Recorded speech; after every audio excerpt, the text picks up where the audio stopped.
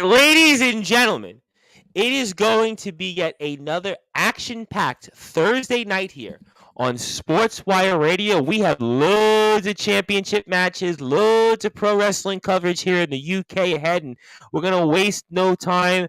But our guest tonight here to kick things off is definitely somebody that's one of our favorites. And, well, we've actually got his T-shirt. We're going to plug that shirt here in a second as well, plus get into some really, really intriguing matches for him. And it's going to be a big month and a summer ahead of him. It's going to start here coming up on May the 7th, plus much, much more.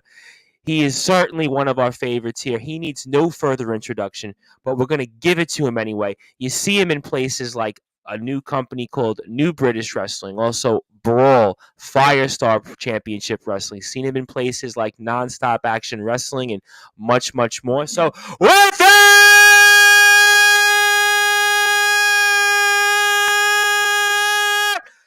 further ado here on the Sports Report, the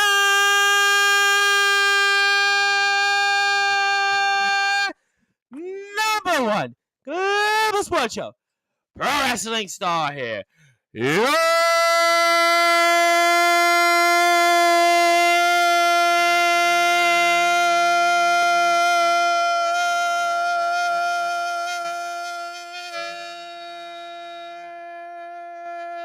Wait for it. Horace!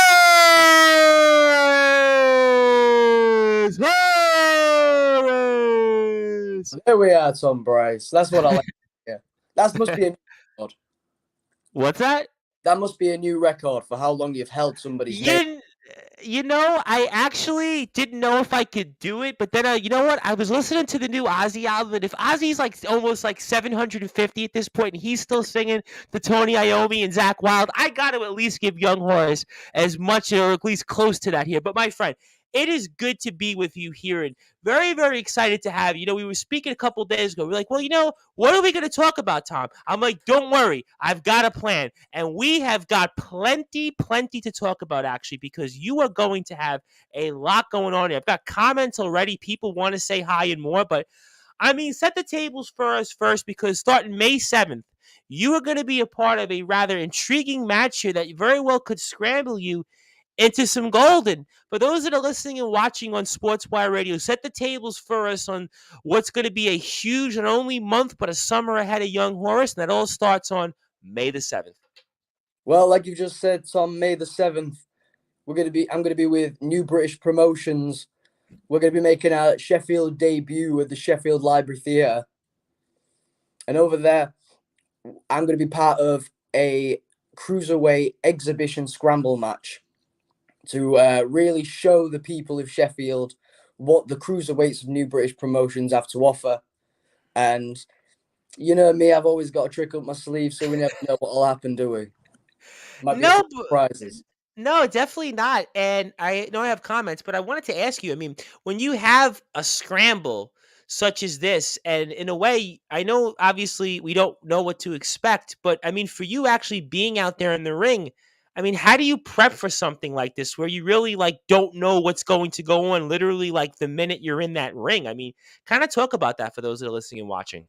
Well, to be honest with you, it's quite difficult to prepare for something like that. You've just got to keep training, keep going to the gym, keep turning up to your training sessions, and just honing your skills to make sure that when you get to the night, you know, you're 100%, you're ready to go, and you're willing to face whatever there is on offer. Now, I've not wrestled any of the guys who have been listed already. People like Dan Domain, I've seen him before at TNT Explosive Wrestling. Sure. Talent is really, really great, but I've never wrestled him. And the same goes for the other guys who were mentioned. So really, the only thing I have to go off of is the fact that the word cruiserweight is in the title of the match. All right, well, fair play here. Let me get to some people here. They want to say hello to you first. Obviously, Rob Bagwell, Rockstar Rob Bagwell. I'm going to definitely get to certainly Firestar Championship Wrestling. He's going to be a big part of it. So is young Horace. We're going to definitely do that in a little while. Also, another guy in the ring for a championship match that is certainly Mr. Big Cheese Logan, the Big Cheese, who also we have some merchandise from. He's also become one of our favorites on Sportswire Radio. And he's also going to be in a championship match tomorrow. And I guess the Necessary Evil, Palmer himself. I know you certainly know him a little bit, share a locker room or two with him, and also B.A. Rose for that championship wrestling entertainment title, and also all the way from California, the Soul Hunter Skulls, certainly. So he's out early with us, but all great stuff here. But I know you say that you can watch some of the stuff from these different people. Some of them you can't. I mean, so in a way, is that maybe a good thing for you that you don't have to prepare all of your opponents? You can kind of just go out there and maybe wing it. Because don't forget, conversely, I mean, your opponents, maybe they don't know what to expect from you. So maybe in a way, a match like this, that maybe it's better in what you do in the ring, especially what we've seen here over the past year and a half. I mean, you might be one of those guys that actually benefits in a situation like this. I mean, talk to me about your thoughts on that. Well, when you say it like that, it does have a ring to it, kind of, doesn't it, Tom? I mean, they don't know me just as much as I don't know them. Because I can say, oh yeah, I've never wrestled them before, but they've never wrestled me before. So they haven't got that first-hand experience just as I do. So really, if anything, it's going to be a toss-up between success and failure. Because if I can go in there and it could be completely, they could be like a deer in headlights, and I could just blow them away straight away like that, and I have no problem about it. On the other hand, I could step in there with somebody who maybe is leagues above me. And if that's the case, then you know me, I'm gonna fight as hard as I can, and I'm still gonna give it what for. But at the end of the day, there's always something up the sleeve. There's always going to be some sort of contingency, because just like you saw uh, NSAW, We'll get to that later on. Certainly get to that later on. when things don't go my way, I've always got a backup plan. You definitely do have a backup plan. I want everybody to have a plan to follow you right off the bat on Instagram at Horace Wrestler. You can also go there and get a shirt like the one I have wearing. So please support young Horace. Definitely, he is somebody that has always been one of our favorites. You do definitely have heart, I will say, and covering you and watching you in the ring as much as we have, certainly whether it's in UKW in the past, NSAW in the past, or other companies, you certainly can have that heart that wills you here. And I kind of feel like, and tell me your thoughts on this. We'll get to some of the other matches here in a second. You're going to be a part of it. Also, certainly Firestar Championship Wrestling. I want to give them a big plug here in a few minutes. A number of different things going on out there. But I do feel like that May 7th starts kind of the whole big summer for you. Last year we had you on. It was talking about, you had the heart. You were going to win your first match. You were going out there. You didn't give up. But this year I feel like it's a transition. Now it's a transition from where young Horace can hold gold and be a guy that goes into different companies and is a guy that can be relied upon and be a huge part of things, an integral part of things. Maybe a guy that can hold main events and a guy that can bring people out there. You've definitely shown that you can hold your own. You've put yourself in these positions. And I mean, do you also feel that May 7th is going to be the start maybe for not only maybe even a big summer ahead, but I would say a big year with gold filled ahead of moments? Well, it's been a quiet month. It's been a quiet month, and as soon as May comes around, I know that I'm getting back on the horse, and we're gonna throw myself head first into the action. And you mentioned that it's not just going to be the summer of Horace. 2023, I already know is going to be my year. This is where it all starts. I finally got myself up and running on my feet. I'm finally able to make some headlines. And I'm going to be able to show these different companies, like New British Promotions, like Brawl, like Firestar. I'm going to show them all what young Horace is capable of. Because there's a lot of business that I have in all three of these different companies that I've just mentioned, which is unfinished. And I guarantee you, by the end of this year, I'm going to have wiped my hands with all of that business. Well, I'll tell you what here. There are several companies we would definitely love to see you in. So there's some that we haven't named, but those individuals and those promoters certainly pay attention closely. I do have some comments because people do definitely want to say hello to you. This individual, who might be related to an individual that also might be appearing in Firestar Championship Wrestling, says evening from the gym. So I appreciate that. I think that's the second or third person that's messaged me today from the gym that said they were excited about you coming back on the radio and me being a part of it. So I appreciate that very much. And somebody I know that is going to be a part of things, which we're going to get to in a little while here, of Firestar Championship Wrestling, that is the necessary Evil Palmer. And certainly we saw him quite a bit against Leo McLean in the first show. And we're going to see him actually tomorrow as well for our friends over at Championship Wrestling Entertainment against this individual here, the Big Cheese Logan. And he says, Horace, and that should be everywhere. Well, I think he's saying that you should be everywhere because I agree that you should be everywhere. And I think that you should be joining the likes of, let's say, a Jenna, who's going to be on this Sunday on Sportswire Radio, who was just everywhere, literally in the United States of America. So certainly stay tuned for that. But certainly, big shout out to Palmer. And also, he says, a man that should be everywhere. So he clarifies, yes, a man that should be everywhere. Kind of Johnny Cash used to sing, I've been everywhere, man. I've been everywhere. And young Horace should be everywhere, man. But obviously, May 29th, I want to get to. And I'll come back to Palmer. I'll come back to Firestar because I want to spend a lot of time on that. But May 29th, he also talked about.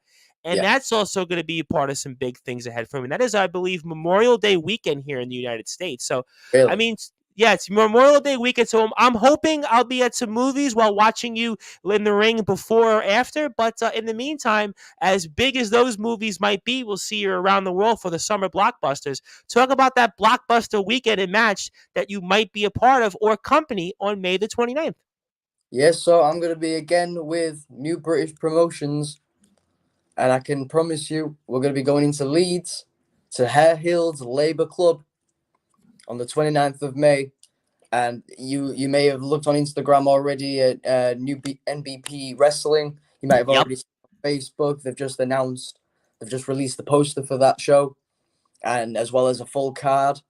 So if you haven't already got your tickets yet, guys, best thing to do is going to be the best thing you can do in Leeds on that day. Absolutely. And I mean, talk about wrestling in Leeds. You know, you hear Leeds here as an American, you think about the history of Leeds, you think about music, obviously, but Leeds also has an interesting wrestling history. And I was just curious because I know I'm going to have fans and friends and family that, always hear you and others speak that aren't from your side of the world. And I was curious, what is it like wrestling in Leeds? I mean, it's pretty much the same as wrestling anywhere in Britain. The weather's good on some days. If you're lucky, usually it's terrible. But no, the area I'm in right now, it's a lovely place. I've only just moved there in the last 6 months, maybe, and I'm enjoying where I am. It's a great atmosphere, and the fans are always. I mean, you get fans that are very different in Leeds as well as just the surrounding areas. So it's it's a good opportunity to sort of learn from different fans, see what their reactions are, because you get some you go to some companies and their fans are all about the character and the interaction with that fan, and you find yourselves spending more time back and forth with the fans than you do actually wrestling in the ring half the time. So which is good really because it lets it lets you interact with people, helps you build yourself, and it helps you show your character off. And there's other places that they just all they care about is the wrestling. They will celebrate all the bumps every time somebody gets hit. They're off their seats, and it's great. Like when I'm and I found that with new British promotion crowds, the very welcoming of myself. I tag teamed with La Flamma in Yes, Wakefield. we know La Flama because tomorrow night he's wrestling the modern day Mafia for the tag team titles there. What a small world! Always kind of feels like he goes to "This Is Your Life" to somebody that's always a part of things on Sportswire. So yeah, what a small world there, huh? Well, Flammer's he gets around. He really He does. does. No, he does. He definitely In does. Ireland, he's constantly flying back and forth towards the mainland Britain, and it's brilliant, really, to see him whenever I do, because he is actually quite talented. Um, Funnily enough, he's a guy who's shorter than me, and that's very it's a very rare thing to be the bigger guy in the match, or in the team. Because, like I said, the guys we were up against, Gunnarsson and Mikey Andrews, when we were wrestling in them in Wakefield, it was they're like pretty much like twice the size of us, if not heavy, just combined. I mean, Mikey in himself is just an absolute powerhouse, and so is Gunnarsson. It literally may as well be a modern day Viking. But luckily enough, me and Flammer, we working together for the first time, got that victory over Gunnarsson and Mikey Andrews. But I think it might have been something to do with them two as a team not quite working. Whereas me and Flammer, we had charisma, we had that great chemistry between each other, dynamics. Them two just didn't get on, and that's what they ended up. They ended up failing at the end of the night. Well, I do have some more questions here, certainly about our friends over at NPW. And I want everybody to again follow them on Instagram, please, at NBP Wrestling. So please support them. I will definitely ask you a question on NBP Wrestling in a second, but also Palmer says the necessary evil. Certainly, I will get to him. I feel like I'm going to be asking a lot about other people here in a second. But anyone fortunate enough to see NBP feel privileged to see a man of the caliber of young Horace. Definitely, I agree fully on that. And then this individual actually agrees with Mr. Palmer himself. Absolutely agree with that statement. Horace is incredibly talented and his work rate is impeccable. I highly agree 1000%. Want to give a shout out to our friends from the state of Wisconsin, Wrestling Championship Entertainment, saying hello. We'll have more coverage of them Sunday night, 10 p.m. Central Time, 11 p.m. Eastern Time. Stay tuned for an announcement tomorrow. Also, James Barris of CCW talks about the crowd in CCW. Yes, certainly they have a great crowd as well. We'll have coverage of them later on with Hammerhead Smith, I'm sure. Your young Horace, you ever need someone to have your back, you know where to find me. Hey, I mean, before I get to Mr. Palmer's opponent tomorrow, I mean, are you looking for somebody like the necessary evil Palmer, maybe a vulgar display of Palmer for some backup?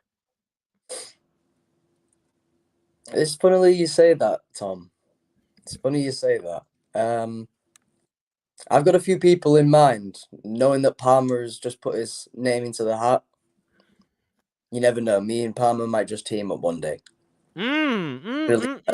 Stay tuned. And that all of a sudden got people's attention there. Really, really interested. And then the Big Cheese Logan, who obviously those two behemoths are going to face off tomorrow in part of the three-way match for the CWE reboot for their world title. And obviously those two have a long-standing history. He says, Palmer, you just focus on the job in hand, which is me tomorrow. And then he says he's going to put the Big Cheese into slices. But I wanted to ask you a question actually about NPW. What's it like having your face and your obviously profile such a on a poster of a magnitude like this show coming up on the 29th? Because it's one thing in other companies you have your obviously face on the poster and the promotion, but this is where you're really being like put up there and you're right there almost like in the center. And I was kind of curious, like, what is that like for you to see yourself on a poster of such a magnitude of new British promotions for this show coming up? What does that mean to you? Well, I only saw it today when it got posted up. Okay. It was actually quite a nice surprise, brought a smile to my face. I was actually really happy when I saw it. It's a good angle on me. It's a good photo of me. You look pretty good in that photo, I have to say. I mean, whoever shot the camera angle, definitely they should get a tip for whoever it might be. Yeah, you know it. No, it was really good, and it means a lot. The new British promotions have put the faith in me that they think I'm good enough to go onto their poster to advertise their shows. I know that I haven't been with the company as long as it's been open, long as it's been running. I've only recently, in maybe the last 2 months, been involved with them, and it feels great that in such a short amount of time they've put so much faith in me. And right now, I just want to say thank you to the management of New British Promotions for giving me the opportunity to advertise your shows for you. Absolutely, no question about that. We certainly want to support all those great companies that support the likes of our guest here, Mr. Young Horace, who is a man of many different promotions. We're going to see him coming up here a couple of different times for New British Wrestling Promotions on May the 7th and May the 29th. So everybody's getting ready for those blockbuster movies that Hollywood's putting out. But I think Young Horace is going to be putting together some blockbuster of a matches here and some, to say the least. Also, going to see him June the 3rd for Firestar Championship Wrestling. Going to see him in places like Brawl and Nonstop Action Wrestling as well, May the 27th. We'll get to him and Mr. Robertson later on, but my name is the host of the Sports Report and the owner of Sportswire Radio, the Reverend Tom Bryson. In a little while, we'll be hanging out with Hammerhead Smith. Hammerhead Smith will be here to talk about Firestar Championship Wrestling. He'll be in the main event there. He'll also be wrestling Disciple and Breakout Pro Wrestling. I have to ask him about that. Also, CCW and a number of different places that we are going to see Hammerhead Smith. But in the meantime, if you like what you hear from us, continue to give us a like and follow on Facebook at Sportswire Radio, YouTube at Sportswire Radio. A lot of new subscribers on YouTube. I really support the stuff. We've got some really cool stuff on Sportswire Radio. We're doing a lot of basketball. I had a professional basketball player here played in Israel. I have somebody else coming on from Israel, also doing some stuff here with a lot of wrestling coverage. Also tomorrow night, Walker Wall Street, Wildfire, Nate Reese. RPD came on Tuesday, so some really cool guests doing a lot of different things, and I want to thank everybody for their support. And if you like what you hear from us, you don't want to see my mutton chops, you can always go to sportnarium.com/player, where you can catch music, talk, you name it. We play it all. We do 24 hours of talk, so please continue to support us there. But we are here right now with Young Horace, who's about to kick off a summer of Horace, to say the least, here, starting up May the 7th. And, before I get to Firestar Championship Wrestling, my friend, you also talked about Brawl, and I think that's a company we know a lot about here on Sportswire. I know I've spoke about them here and there over the past couple years, and talk about how excited it would be for you to be there, and anything else on your mind about appearing in Brawl in the coming weeks. Well, I did appear for Brawl in their debut show last month, and where they debuted in Birmingham, and it was a great crowd. We probably had, I'd say, a full house in the building. Very lively, very loud crowd. We got some great footage and some great photos from that show, and from my match in particular. I wasn't successful that night. I was in the ADX Division Championship match to crown the inaugural ADX champion. It was a 6-man elimination match, and I found that I got into the final 2, but I'd taken just a little bit too much of a beating, and young Brandon Jordan was able to pin me after a big frog splash and get the 1, 2, 3. So congratulations to Brandon. I was very happy to hand the belt off to him. I actually presented him with the belt and raised his hand for the first time as champion. So I'm very proud of him. But I can promise you, Brandon, we're not through. I mentioned earlier that I've got unfinished business in different companies. In Brawl, the ADX division is going to be my division, and there's nothing you can do about it. So I just want you to keep that title warm for me. Let me ask you a question on that. And you talk about, obviously, that championship, Brandon Jordan. Also, La Flama was actually in that match also. So kind of the irony there, right? So it always comes back to something, right? But when you get that close to having that gold on your waist, I mean, talk about maybe how much you've thought about that, and either that might fuel you not only against a Brandon Jordan, but maybe any other opportunities that we know you're going to have some gold shots at coming up. So maybe talk about how that moment, coming that close, kind of fuels you maybe to where you are right now. Well, I'm not unfamiliar with facing champions, and I'm not unfamiliar with coming very close to becoming a champion.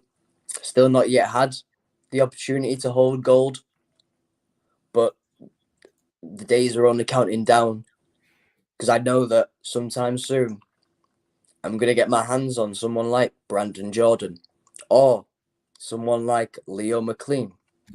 Well, we're going to get to that in a second. Leo McLean. I'm going to become a champion in any of these companies because I'm capable, I've got the work drive. I've got the passion for this. This isn't just a hobby for me. This is my life. Wrestling is my life. And a lot of people say that, but I genuinely have committed 100% of my time to wrestling. I moved to Leeds for wrestling. Before that, I travelled for hours several times a week just to train. And it was me who made the decision to leave my family behind, leave my parents behind in my hometown, and to go out on my own and to do something that I thought was very out of character, and to go into the unknown. This is a commitment that I've made. And it doesn't matter what company I'm in, doesn't matter what title I'm fighting for. Because I know that once I get my hand on gold, that championship will be the most important title in that company. You can say the heavyweight titles the most important. You can say the tag team titles are the most important. No. Whatever gold I have will be the most important belt in that company. Because I care about it. Because it means something to me. Because it's a symbol that shows that not only am I capable as a wrestler, as a worker, but is that the promotion itself believes in me. And that is the biggest form of praise that I could ask for, is to be acknowledged for what I'm doing, for how hard I'm working. And you definitely have always listened. I mean, we spoke about this, Steve. I think the first time you came on. I mean, you think about how many matches you've had in your career already. I mean, in a short amount of time. And you were one of the people that was working every single week. And a lot of these different people that would come on Sportswire, yeah, I had a match. I had a couple of matches here and there. No, you've wrestled over 100 times, if I'm not mistaken. I think the first time we had you on, it was like 50 matches. Then I think the second time we had you, we're up to like 85. So I think now we're like over 100 matches, if I'm not mistaken. So so clearly you've shown the ability, and I want to get to actually a company that we just spoke about, which you felt very proud to be a part of. That is Brawl, and they've actually tuned in here, and I want everybody to follow them on Facebook. I also want everybody to like their page on Instagram at Brawl_. It's what we do because, well, they brawl. We felt proud to have a wrestler of young Horace's pedigree on our debut show and look forward to seeing him in the future.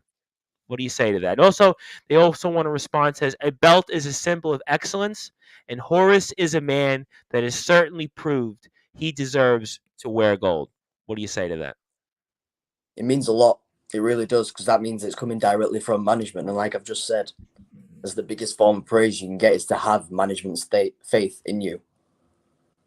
And it just shows that, especially when I've dealt with a lot of self-doubt in my life, and I'm sure plenty of people do. I know we're all in the same boat, and we all have the same thoughts and feelings a lot of the time. And as someone who's always found that they don't really have much talent in much else, who's finally been able to go, right, I've got some confidence in myself. It may even come across as arrogance, but it's purely because I've finally found something that I'm good at, that I've got a passion in, and that I can see myself having a future in. And that confidence is something that has come with a lot of struggle. And it's not something that I like to brag about. But I'm here to say that, and having that praise from the guys like those at Brawl, it kind of reaffirms your sort of self-belief, because you could be as confident as you want. You can think for instance, you could think you're the best singer, but you don't know until you go in front of somebody and sing, and they tell you if you're good or not. You've probably seen American Idol, I'm guessing. I'm going to try and relate. for yourself. Well, we have. Was it UK Got Talent now? I think it's UK. And then there's a show in Canada that basically is Well, kind of the. we had X Factor in Britain. Yes. Well, obviously that was You're aware Simon of that? Cowell, Yeah. which she led to American Idol, of course. So you've seen in the first auditions, you get people that come in and go, "My mum tells me I'm the best singer in the world. I'm so talented. I'm going to be the next Rihanna or Taylor Swift or something." And then they sing and they sound like a dying goat, and you get Simon Cowell saying you're absolute trash. Hey, listen, people, I'm doing this 4.5 years. People are like, Tom, why are you still doing this? Why are you still on the air? So I understand. You just find those moments where, people like myself who say you're doing a good job, that's the people you need to listen to, because, and the honest people who say that, not just like your close friends and family, because I'm not close friends and I don't have family in Brawl, but they have been honest with me and they're telling me that they think I have talent, and they've just said I deserve to wear gold one day, and that just reaffirms my beliefs. It shows I'm not crazy, if anything. You know what I mean? All right. Well, I mean, obviously, those are some definitely things that I'm going to get to the confidence part in a second. But Brawl would like to continue to say hello. A great performer in the ring and a true gentleman backstage. He has earned all of the confidence he carries, and he carries it well. And I want to talk about that in a way for a second. Then I'm going to tie right into our friends over at Firestar Championship Wrestling, which I have been chomping at the bit to talk about. That's why I wanted to save them the most time here. But and this is something, the word confidence, and I'm going to get killed for saying this, but this is something on Sportswire we've spoke about a lot here, because we also cover college basketball. We've had some professional basketball players. Like I said, one guy played in Israel before he started his own thing, and you've got to have confidence in anything else. Yes, you have heart. There's no question you've had the heart. We've known you for a while. We've watched you in the ring. But without that confidence, without that belief in yourself, without that saying, you know what, I can envision it, I can go for it, I can get it. You can have all the heart in the world, but it's still not going to help you get there. But because you have that confidence in places like Brawl, NPW, also Firestar Championship Wrestling, certainly Enso, all these other places, we're going to definitely see, I think, gold in your future, and a guy that's going to be in these different companies, a guy that's going to be somebody that's going to continue to regularly have his poster in different places and be in main events in different places. You've got to have that confidence. That's always what my co-host, when we speak to these different athletes, the brute force Brad Weiss, a university basketball player and coach, and certainly those are things that we echo. And let's get then to Firestar Championship Wrestling, our dear friends over at Firestar Championship Wrestling, which has been kind of one of our new favorites on Sportswire for very, very good reason. We are very proud to have young Horace wrestling on our roster. We definitely see a bright future ahead of him in Firestar Championship Wrestling, a young talent that deserves to be recognized and become a champion one day. And my friend, I think that could very well start coming up on June the 3rd for the unpredictable jackal Leo McLean's open weight championship. And Mr. McLean was here on Sportswire last weekend with a number of different talent, and I'm sure you caught drips and drabs. That, of course, Mr. Palmer was on that as well. And I mean, I wanted to get your thoughts on this match coming up here in June the 3rd, and certainly your opinion so far of Mr. McLean as the open weight champion, and anything else you want to share here about Firestar Championship Wrestling. Well, first of all, I just want to thank them again. I want to thank these guys as well for that show of faith and all the praise that they're showering on me right now. I mean, it's a good thing I wear a mask, because I'd be bright red. Well, don't cry on us here. Please. I'm not going to cry on you, but I'd be bright red, blushing. All right, fair enough. Very complimentary, and I appreciate it so much. It really does reaffirm, like you say, reaffirms the confidence, reaffirms your self-esteem. Especially after a quiet month where I haven't been in the ring too much. I've been training, but I've not been wrestling in front of crowds. It's going to be, stepping back into the ring in front of a crowd on May 7th. A big crowd on May 7th, by the way. Big crowd. It's going to be nerve-wracking, as it always is. But I think double it. If anything, it's going to help me step through that curtain with a bit more confidence and a bit more of a chip on my shoulder, ready to kick some butt. But no, going on to going on to Leo McLean. I watched Leo very closely in the debut show at the Armstrong Centre in Beverley for Firestar. And what I saw in him was, again, someone like myself who's got a lot of heart, who probably hasn't been given the shots that he deserved. Because he seems to work hard. From what I saw, he works incredibly hard, and the people who were around him only had positive things to say about him. And that's a very rare thing to see in wrestling, is everybody has something positive to say about you. So when I saw him win the openweight rumble, I was smiling for him. I was happy. But I knew for a fact that I had my eye on that gold from day one, from even before I had been announced to be a part of that show. I'd wanted my hands on the openweight championship, because I think I represent everything the openweight championship means. And I think someone just like Leo can also do that. But I don't think Leo is the one who should be doing that. And like I said, someone just like Leo. I'm a little bit like Leo. We've both got some fire in ourselves. We've both got heart. We both want that championship. And when it comes to June the 3rd, I know there's 4 other guys in that ring as well, between me and Leo. But I'm going to get my hands on him. And even if I have to respark some old feuds to get through to him, I'm going to raise my hand at the end of the night. And I'm also going to raise that belt.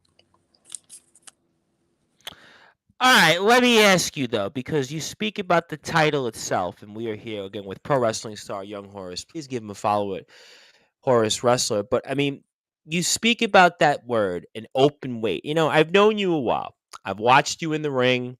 We've had you on. This is, I don't know, the 3rd or 4th time we've had you on Sportswire, whatever the amount of times is, right? Anybody can go back and watch the footage. You do, in some ways, may have a point. You are kind of the definition of the open weight championship. You've took on guys from all sizes. You've been in the ring with just about everybody. And Leo McLean's been on here a couple times, and certainly he has shown himself to be a worthy individual, and he is certainly somebody that is certainly going to hold this title and do his best to keep it and keep it going further here. But, you know, some would say, compared to everybody else in that ring, you are kind of the definition of the open weight and an open weight champion, because you've taken on pretty much everybody, all sizes, all shapes, and everything else. And you are here at this moment. I mean, what do you say to that? Like you say, from people like La Flamma, who I eliminated in the ADX championship match, to Big Duncan, 420 pounds of punishment. I've faced every size, shape that you could possibly think of in wrestling, and I never back down, win, lose, or draw. When Rex Savage got involved in my match against Tom Savage, funnily enough, no relation. I'm questioning that. I'm questioning it. When he got involved, what did I do? I was the first person to go at Rex. I didn't wait for him to come to me. What did Tom do? Stood in the ring, did nothing. He was stood there, scared, frozen. I dived on him because I still had unfinished business with Rex. But enough of that. Like you say, open weight. Any weight class, big or small. You need a champion who is willing to step in the ring with whoever wants to step up. Whether it's someone like the current Firestar champion, Wrestling Tag Team Champion Joshua Kemper or his teammate Asylum? Look at the size of them. Or someone like Leo McLean, La Flamma, or Remus Kane. Wait. You said Remus Kane? Remus Kane. Now, Remus Kane, we certainly saw, is going to be a part of this match now. And Mr. Kane, you know very well, and we know very well. And I mean, before I get to some comments here from people about this match, I mean, what do you make of that dynamic here with Remus Kane, a man you and others know very well here, but not in Firestar Championship Wrestling? I had hoped when I beat Remus at UK Wrestling, I had put it to bed. Like I mentioned to you earlier, I've got unfinished business in different companies right now. But by the end of the year, it's all going to be put to bed because I'm going to be moving on to bigger and better things. I thought I was done with Remus, but it seems he's not done with me. Now, he can pretend that he cares about Leo McLean and the Openweight Championship. But what I noticed is that the one ally, you could say, the one ally I have in that match, who was actually my tag team partner in the FCW Tag Team Championship match, Austin Brooks, is being replaced by Remus Kane. That little factor kind of dug into me. I'm not really a conspiracy theorist, but I have my doubts. I don't feel like Austin's mysterious unavailability is as innocent as it seems. I know the person Remus is, and I know how far his influence stretches. So maybe Remus got to Austin.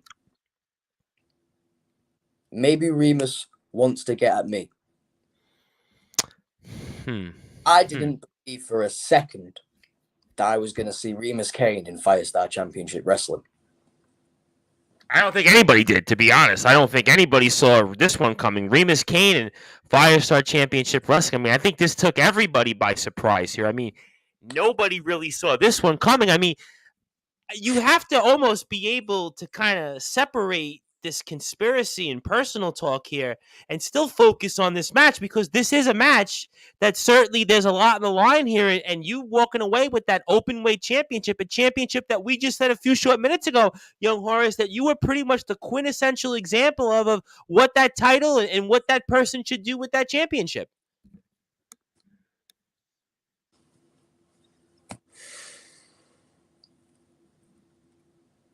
I don't think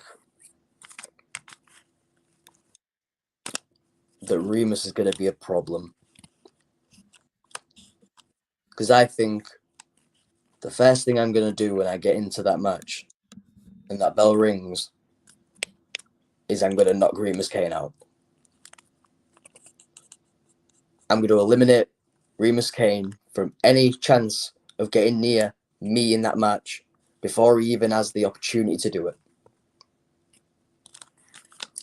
I think that's what's going to happen, because I've beat him once before, so I can beat him again in quick fashion, and then I can focus on the task at hand. You forget as well, not only myself and Remus, there's 4 other people in that match. And that's what Firestar Championship Wrestling Management wants to remind you, is that don't forget, there are other participants standing in the way during this match here. And the Necessary Evil Palmer also wants to tell you that, word to the wise, Leo McLean hits hard and fast. And of course, they had a singles match on that card as well. And I mean, you got to still be able to stay on focus here, because you have other participants in this match that are going to certainly be having the same goal in mind. Morgan Daly, Kieran Young, Kaya Rod, who also actually holds a victory over Hammerhead Smith and CCW. I'll certainly ask Hammerhead that in a little while. But I mean, you still got these other participants that you have to stay focused on because you don't want to lose sight of this goal, which is to have that open weight championship around your waist. Exactly. Like I faced against Kai Aran in the tag team championship match. He was in one of the opposing teams, and he's an incredible talent. The things he can do, I couldn't even dream of doing. Incredibly talented. But he didn't last long in that tag team match. Maybe he's a better singles wrestler than he is a tag wrestler. If he's beaten Hammerhead Smith, maybe that's the case. Maybe he's better off covering his own back than letting someone else do it for him.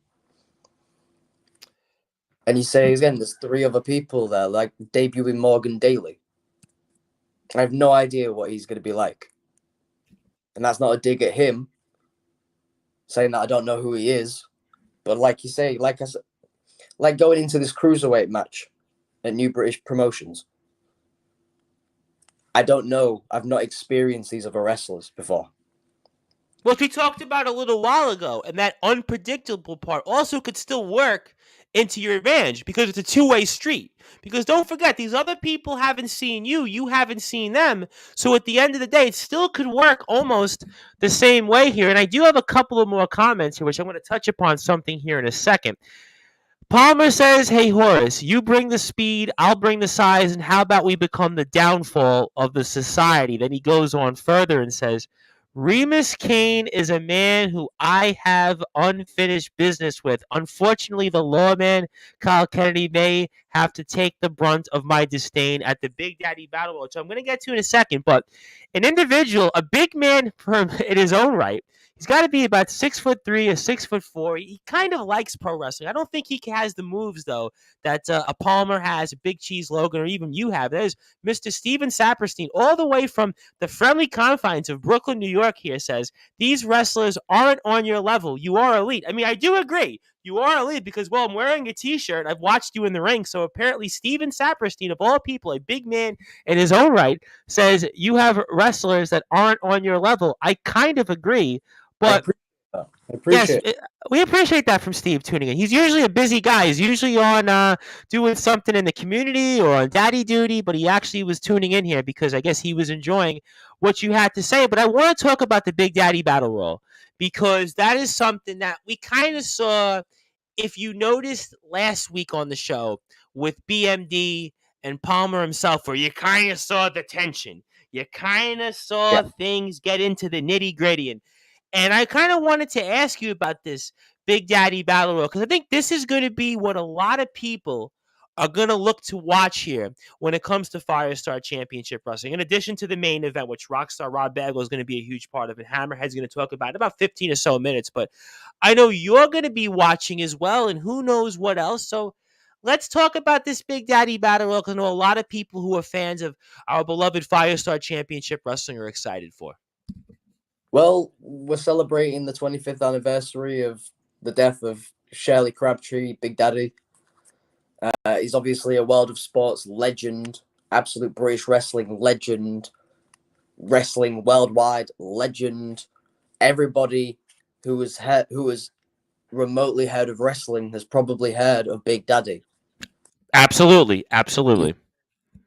The pioneer characters of British wrestling and world of sport as itself.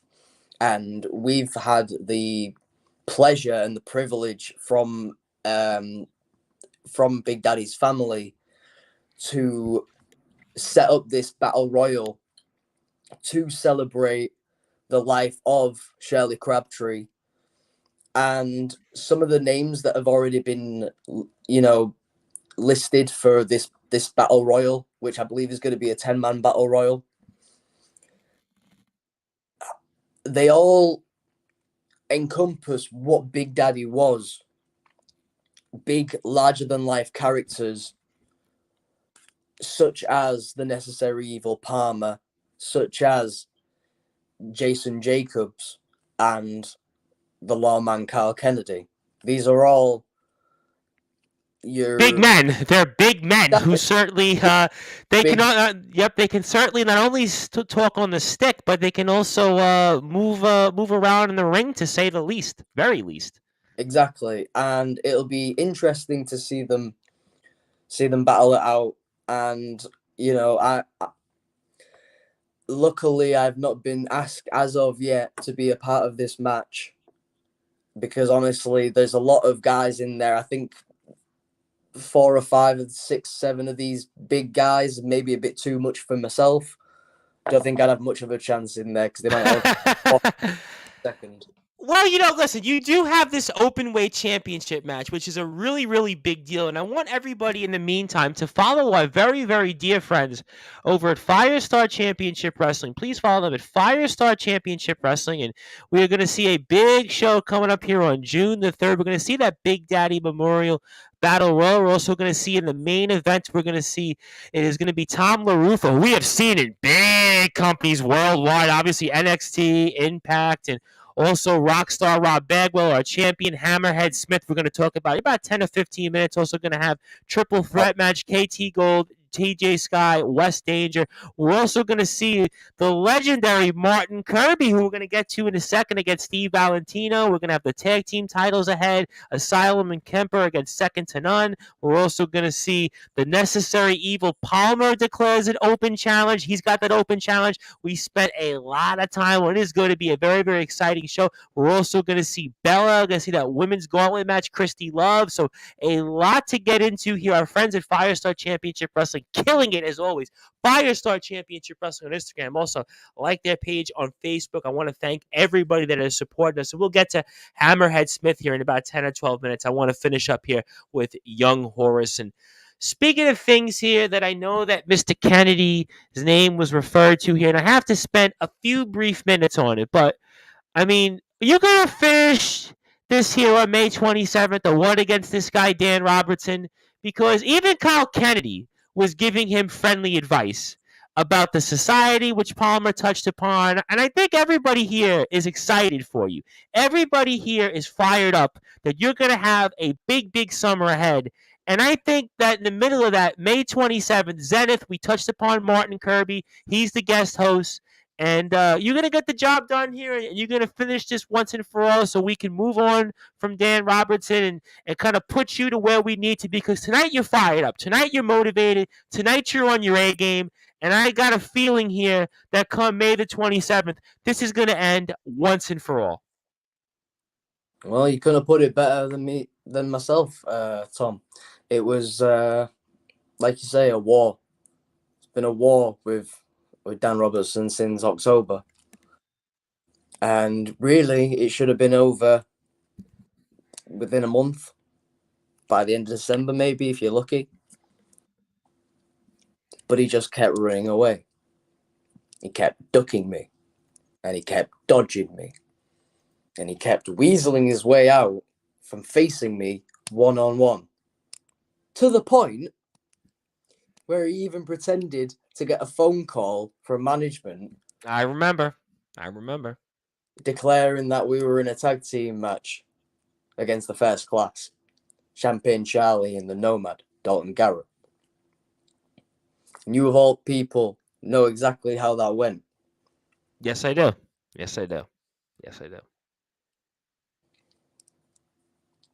I let him get the better of me in that match. I gave him my trust. And he kicked me right in the face. And left me to them. Left me to the Wolves. So we went on to Fatal Attraction. And like I said earlier, things didn't go my way either. But I always had a backup plan. Because I knew going into that match that Joshua Snow was going to get involved one way or the other. And I said to myself, just before I went through that curtain, I said, if he gets involved in any way other than counting 1, 2, 3 and raising my hand, I was going to kick his head off.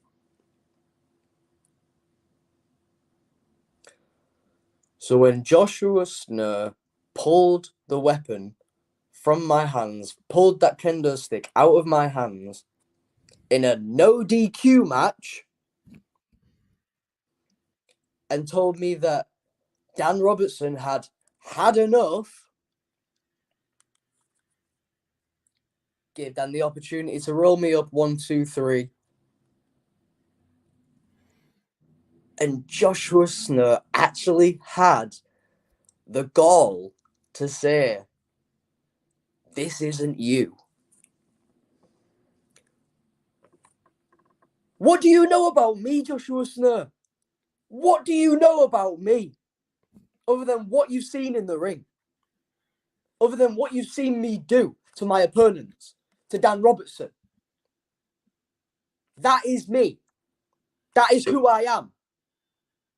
Someone with that fire in them, who ain't going to be taken for a fool anymore, who's sick of all, like Slugger Hampton said, the wrestle kids. It came up yesterday. Listen, it came up even yesterday with some young individuals. I mean, so the term is coming up. I'm sick of them. I'm sick of these kids who play wrestler, who don't put a fraction of the work in that someone like myself or someone like Disciple does, and expect to be put on the same level as us. We're professional wrestlers, people who put in the sweat day in, day out, year in, year out. 7 hours you would go to training. Listen, you talked about how the time difference was. You talked about the fact how you sacrificed your life. You moved away from your family because you want to be a professional wrestler. It's not just, hey, I got a YouTube video. Hey, I got a Pro Wrestling Tees page. No, you literally eat, sleep, and drink professional wrestling. You don't do anything else. You even talked about Birmingham. The way you're living your life right now harkens back to the days of 1968, 1969, 1970 with Tony Iommi, Geezer Butler, Bill Ward, and then John Osborne were trying to form Black Sabbath. You're basically trying to do the same thing right now to put yourself where the likes of a Tom LaRufa has been, who's going to be on that Firestar Championship Wrestling card, or a Sheik El Sham, or a Martin Kirby. That's what you want to do. You don't want to just say, hey, I have an Instagram video. Hey, I have a Facebook post. Hey, I have a Pro Wrestling Tees page. Hey, look, I've got a championship belt. No, you really want to go out there and you want to go make it. You're right, Tom. That's what I want. I want to go out there and I want to be remembered. I don't want to be this part-time hobby wrestler who has more t-shirts than he's done matches. I bring out like one design a year for myself, like a shirt a year. And I've seen these people pull out like 6, 7, 8, 9 different shirts within a month. And how many sales have they got? Other than their 2, 3, 4? Yeah, exactly. 2, mum and dad. 3, 4, best friend, bloody sister. I was going to say. It's like these students, Wrestling Appreciation Society. They're literally a wrestling fan club at a university. And they've decided to get management of NSAW to train them, to agree to train them for a few months and put on a show for them. They're just like what I said at Fatal Attraction. They're just like the idiots in the locker room who train for 6 weeks, 6 months at the most, buy some tights on Amazon with a fancy graphic on it, and then call themselves a professional wrestler. When they wrestled in a Rumble in the debut show of a trainee company, walking around calling themselves professional wrestlers. It's something I've heard off the air from other wrestlers. I know it's come up on the air here. Yeah, it's a sort. There's a big diff. Listen, I'm gonna be straight up here. This is a shoot here. I knew this was gonna go down this road. We'll get to Hammerhead Smith in a second, I promise.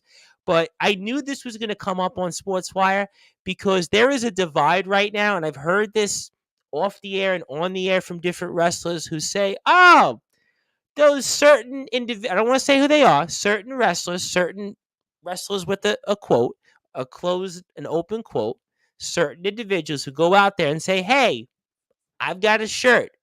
Hey, I'm going to wrestle and put on a show. Hey, I've done this, I've done that. But have they done what you've done and wrestled over 100 times in a year and a half? Have they gone out and done with, let's say, like a Slugger Hampton has done? Hammerhead Smith is going to come on here. Palmer, certainly Rockstar Rob. I mean, we can go down the list. Disciple, we love Disciple, obviously. Bentley. I mean, I don't want to say who else. I mean, you can go down the list. Andre Decker, RPD Tuesday. But the definition of a wrestler, is such an interesting term that means different things to different individuals. And I think that's why, in some ways, you and a lot of people understandably feel the way you feel about going into what's going on here with these different groups. There's a bit of a disease infecting British wrestling at the moment, Tom. Bit of an infection that we're getting. Maybe we need another lockdown. Maybe let's not open up for another lockdown. I mean, I would certainly don't know if I could mentally stand another lockdown. I don't think I could either. Okay, all right. We're stuck in British wrestling at this crossroads of allowing children to wrestle, allowing students to wrestle. These people who are creating their own companies, to putting on their own shows, to hiring their own trainers to train them for several months. There's people in that group who have been trained before, who have trained in other companies before, but they didn't get anywhere. They maybe wrestled a show and then they were asked back. There's people that the likes of Carl Kennedy's going after, even though he has been himself compared to a Wrestle Kid. He last night actually basically was offended by the term because he said in his words, this is his words, that he has the experience now. He's gone out there and he's put himself in the position where he's been acknowledged by these companies. So he was offended at the term himself yesterday, apparently. Well, this is what I'm saying. He's going after someone like Donny Franchise. Going after this gent who couldn't make it in wrestling, so has made his own fan group, so has made his own show, so has put himself in the main event because nobody wants him. It sounds like politics. It sounds like trying to be a big fish in a small pond. That's what it sounds like. Thing that's happened in other companies, people who were not wanted anywhere else, making their own shows and living in their own fantasies and pretending that they're wrestlers when really they're just fans. So you know what you need to do then on the 27th of May. You know what you need to do then, and that's basically to end this once and for all, because Mr. Robertson, he's come in, he says you're a bit salty, he says good evening. Then we have here my buddy Anthony Finkel, who's certainly trying to poke the bear, says, member of the cult checking in from South Florida. Well, there's a lot of cults in South Florida these days. I mean, that's certainly not a non-wrestling term out there. Certainly I'm sure somebody might kill me for that, but that's here nor there. And Killjoy we trust. So certainly we'll have to find out about that. There are more members of the cult of Killjoy in South Florida than there are in Sheffield.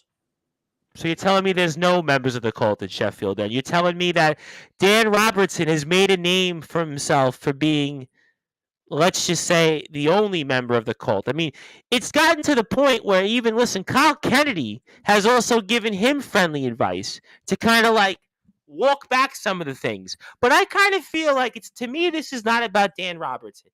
This is about on Zenith's May 27th show. that you're going to put this to bed once and for all, because what we've established tonight is this. It's going to be a summer of horrors. Forget about the stuff with Joshua Snow. Forget about coming here and Robertson comes in. Forget about all that. Forget about all that, because you're a part of these things. We talked about tonight confidence. You got to have that confidence. And these companies here said you have the confidence. You have the abilities. You even have other people, other big men telling you that these wrestlers aren't on your level. You are elite. So you got to believe this going in here. Remember, Robertson's going to want you off your game.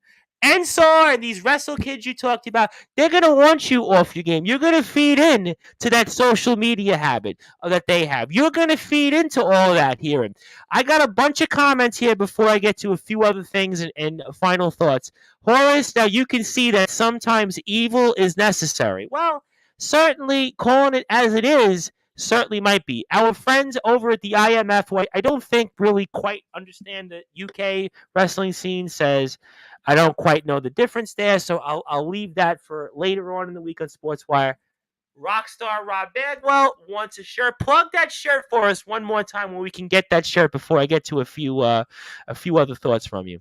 ProWrestlingTees.com/Young Horace.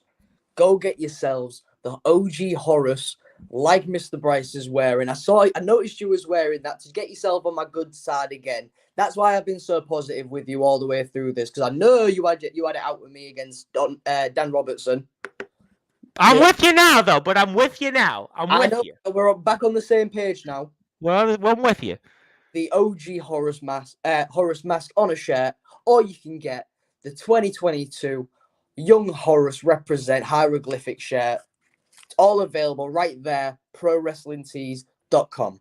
And these shirts, I want to say, professional. These aren't just like, hey, I just put a logo on here and got a blank shirt. No, these are like really like quality. These are quality shirts, and I promise you, they're definitely shirts you're gonna definitely want to wear, because it's gonna be a summer of horrors. This man's gonna be holding gold. This man has the confidence. He knows what he needs to do, and it's all gonna start here coming up May the 7th. And Palmer says the reason guys like myself, Horace, Hammerhead cross paths so many times is because we put in the work, put in the miles, and respect the art form and the sport of professional wrestling. Absolutely no question about that. And I've never I've never wrestled one-on-one with Palmer. I've never wrestled one-on-one with Hammerhead Smith.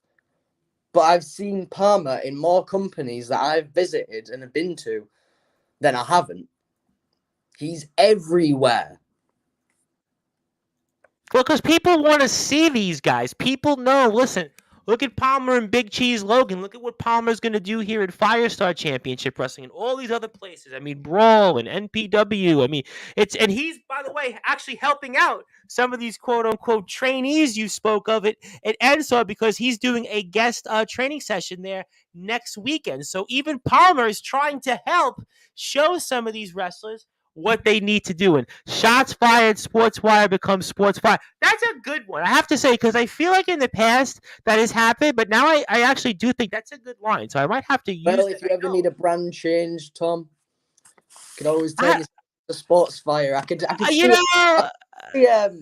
a split off, a sister company, a second podcast, Sportsfire Radio. Yeah, I don't know, because at this point we're kind of established as Sportswire. This is the second time we've changed names, because we were the Sports Report, we were Sportarium, so now we're Sportswire, and we have all these followers now. So I don't know if I'm going to do that, but it's not about me; it's about everybody else. Casey Jack Bradley says, "Good evening, gentlemen." And okay, so I want to ask you two quick questions before closing thoughts. And Hammerhead Smith is going to be here in about 5 minutes. First question is, what do you want to say to anybody you're going to step in the ring with in Firestar Championship Wrestling, specifically on June the 3rd, to all of your opponents, and especially the unpredictable Jackal, Leo McLean, and just maybe even Remus Kane? Well, I've shared the ring with a good majority of you, maybe about three, a half of you then, I guess. Not majority. But you've all seen what I'm capable of, and I've seen what you're capable of. And the thing is like the people have said in the comment sections today, I am levels above you all. I have been more successful than you in our matches. I have beaten you before, Remus. I'm not going to let you get in my way. If I have to take you out early, I'm going to do that. I'll get my revenge. I'll avenge Austin. Because I know you had something to do with that. Because there's no way that he would just back out. Because I know Austin. I know how committed Austin is to wrestling. And I know how good he is. So there's got to be a reason. And there's no reason why he would back out. And then Remus Kane, of all people, stepped in. And Leah, this is going to be your first defense as the openweight champion. I know how hard you fought to become the inaugural champion. But this is going to be your last defense. That's not a threat. That's just a spoiler for the show. All right. June the 3rd, be there or be square. Firestar Championship Wrestling on Instagram. Let's go. Come on. June the 3rd, openweight champion, young Horace. You look like a potential open weight champion. So certainly, will it be the end of days for Mr. McLean and the rest of the opponents in the ring? Stay tuned, to say the least. And last thing I want to ask you before closing thoughts, what do you want to say to anybody that's either going to step foot in the ring with you in some of these other companies we spoke about, like May the 7th, the 29th, I'll even throw out there the 27th, or anybody else in these companies that's going to watch you for the first time? What do you want to say to all those different groups? Well, I've already spoken to Brandon Jordan directly on this show once. I'm only going to reaffirm what I said. I'm not done with you, Brandon. Just keep it warm for me until I come back. Because I guarantee you, when I get my hands on you, you know how close I came to beating you. If there weren't 4 other guys in that match, I'd have had the strength to beat you. But I took a lot more punishment in that match than you did. So you had that advantage. You ain't going to have it when we go one-on-one eventually. As for New British Promotions, things are going to change around there very soon. Because young Horace is going to win that match. That cruiserweight scramble. And he's going to go on to bigger and better things. All right. Well, I'll tell you what, ladies and gentlemen, if you are not following young Horace after this, I would highly doubt that you shouldn't be. You should be at Horace Wrestler, because you need to follow this guy. He's definitely always been one of our favorites. He's got a lot of heart. He is a guy that I have a feeling is going to be holding some gold somewhere, especially places like our dear friends over at Firestar Championship Wrestling. And Palmer, the necessary evil, says, Mr. Bryce, sir, gift to you. Well, I guess I don't know what the gift is, but I do know one thing. The gift is to have you on Sportswire Radio with us. And I hear from a birdie that you might actually be coming back real soon to Sportswire. So stay tuned for that. We'll definitely get in touch, I'm sure, later on after we're done with Mr. Hammerhead Smith. But obviously, I know you've got a lot on your plate. We're excited to have you. I think this was at the right time. We were talking like, well, what are we going to have to talk about? I'm like, trust me, I got a plan. And it's all kind of falling into place. You have a lot of stuff ahead, and I have no doubt even more stuff is ahead. And we're going to definitely have you on very, very soon in the near and distant future after all this stuff takes place. So I want to now give you the floor. Anything else you want to plug, share, say, and the floor is yours. And fire away, my friend. Well, like you've already said before, Tom, just follow me on Instagram at Horace Wrestler. Go on prowrestlingtees.com/YoungHorace. Follow me on Facebook, Young Horace. Watch me at New British Promotions on the 7th of May and the 29th of May. Watch me on the 27th of May, kick Dan Robertson's head off of his shoulders. Does he even have shoulders? I mean, regardless what anybody thinks of Mr. Robertson, I don't even know if he has shoulders the way he looks. And he, again, listen, his act to some people, it's getting old. So this is certainly could be the end of days for him. Oh, definitely. And you guys can also watch me June the 3rd. Beat Leo McLean and become the new Firestar Championship Wrestling Openweight Champion. And follow a brawl. It's what we do. For the announcement of the next show coming up. Whenever that's going to be. Because Brandon Jordan, you're done for. Thank you, Tom. I appreciate you having me on tonight. It's been lovely. I've actually really enjoyed it. I was like, I don't know. How is this going to go? I think it's the best one we've done, by the way. I will say this before Hammerhead comes on. This is definitely the most energetic, lively one. Listen, they might have called you at times the Egyptian sensation, but I think after a month or so from now, when you get some gold, they're going to call you a worldwide sensation. So certainly all great stuff there. I can't thank you enough, my friend. Everybody, one more time, follow you, Horace Wrestler. Go to his Pro Wrestling Tees page and certainly go and support those companies he's a part of. Certainly Brawl, NPBW, also Firestar Championship Wrestling, and so you name it, go support him. My friend, I can't thank you enough. We will definitely speak with you soon, and keep up the good work, and I'm ready for the Summer of Horace. Thank you very much, Tom. Good night, guys. All right, that was Young Horace here, and now we are joined by a man he needs no introduction, but we're going to give it to him anyway. You see him in a who's who of companies.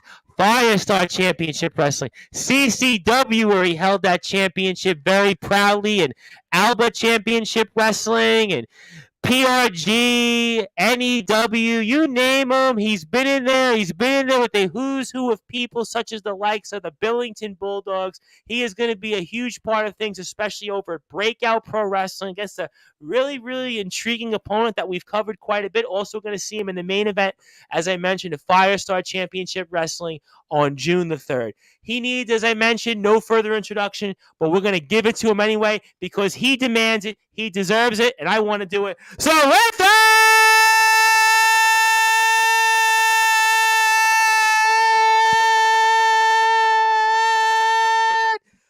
wait for it. Further ado here on the Sports Report, the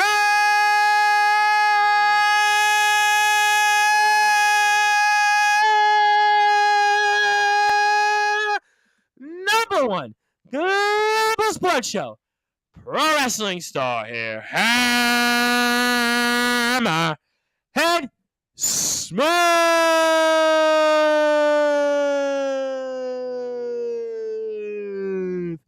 My friend, welcome back. You're all right, longer than ever. The introductions are getting longer. Well, we'll see if I have a voice after this. So certainly, I think they have been getting longer and longer. But in my obituary, they'll certainly remember me for that. But hey, that's here nor there, my friend. Good to be with you. There is a lot to talk about here over the next hour, and also I have some comments from people already because people certainly want to talk to you. But I want to get this off my chest first, and I want to talk about Breakout Pro Wrestling. And the reason I want to open up with this first here is because you were going up against somebody that we know here very well on Sportswire Radio. He is a man that holds not one, but 2 world championships. And we are talking about Disciple. And Disciple is certainly somebody that I've watched a lot in the ring. I've certainly covered his journey. We have seen him come back and do a number of different things. And this is a match that's kind of going to go in hand and decide who eventually becomes that Breakout Pro Wrestling heavyweight champion. And Hammerhead Smith, I want to talk about this here and set the tables for us, for those that are listening and watching on Sportswire Radio. And this really intriguing match here between you and Disciple to decide who will square off and become that next Breakout Pro Wrestling champion. And give me your thoughts going into a match like this on June the 11th. I've never wrestled Disciple. This would be the first time, but this is going to be, in my opinion, the match of the night, without a shadow of a doubt. I'm going in there with all guns blazing. I'm ready to take that title. As I spoke to you last time when I was last here, I'm ready to take everything. I don't just say these things in the comments. I mean it. The Firestar Heavyweight Championship is coming back with me. the European Championship eventually will come back with me, and now the Breakout Championship will be with me as well. Well, absolutely. I mean, certainly we could, by the time we speak with you next, you could have, I don't know, 1, 2, 3, 4 titles. But I mean, how do you go with a match like this in Disciple? This is somebody you haven't been in the ring with. He is a veteran like you, so we're not talking about somebody that's a rookie, Johnny come lately, new kid on the block. He is a veteran. He's kind of in the midst of a rebirth, kind of a comeback tour in the last year plus. He's won these 2 world championships. So how do you go about a match like this where this is actually one of the few people, and I say this, one of the few people, Hammerhead Smith, that you actually haven't wrestled? You know, he's on a comeback tour. Well, unfortunately, come June 11th, it's all going to end because when I step into the ring with them, I'm going to do exactly what I do best. One, steal the show. Secondly, do the best that I can. And thirdly, destroy every single person that's in front of me. And that's including Disciple. So all of the fans that watch Sportswire and they're fans of Disciple, you're going to be in for a big disappointment on Disciple's part. I will say one thing, though, and I'm sure you've watched some tape on him. There are many out there that say that he has the best spine buster in the business. I mean, how do you kind of avoid that spine buster? Because when he puts that spine buster on his opponents, it certainly helps him in getting that 1, 2, 3, and it certainly helped him in retaining those titles he has in GT Ministries and in Nonstop Action Wrestling. So kind of how do you counter or avoid that spine buster? I can't just say on live because no doubt he's going to watch it. Actually, yeah, he'll probably say, hey, you know, Tom, I heard you ask that question. He'll say, well, now I'm going to make sure I do that on him.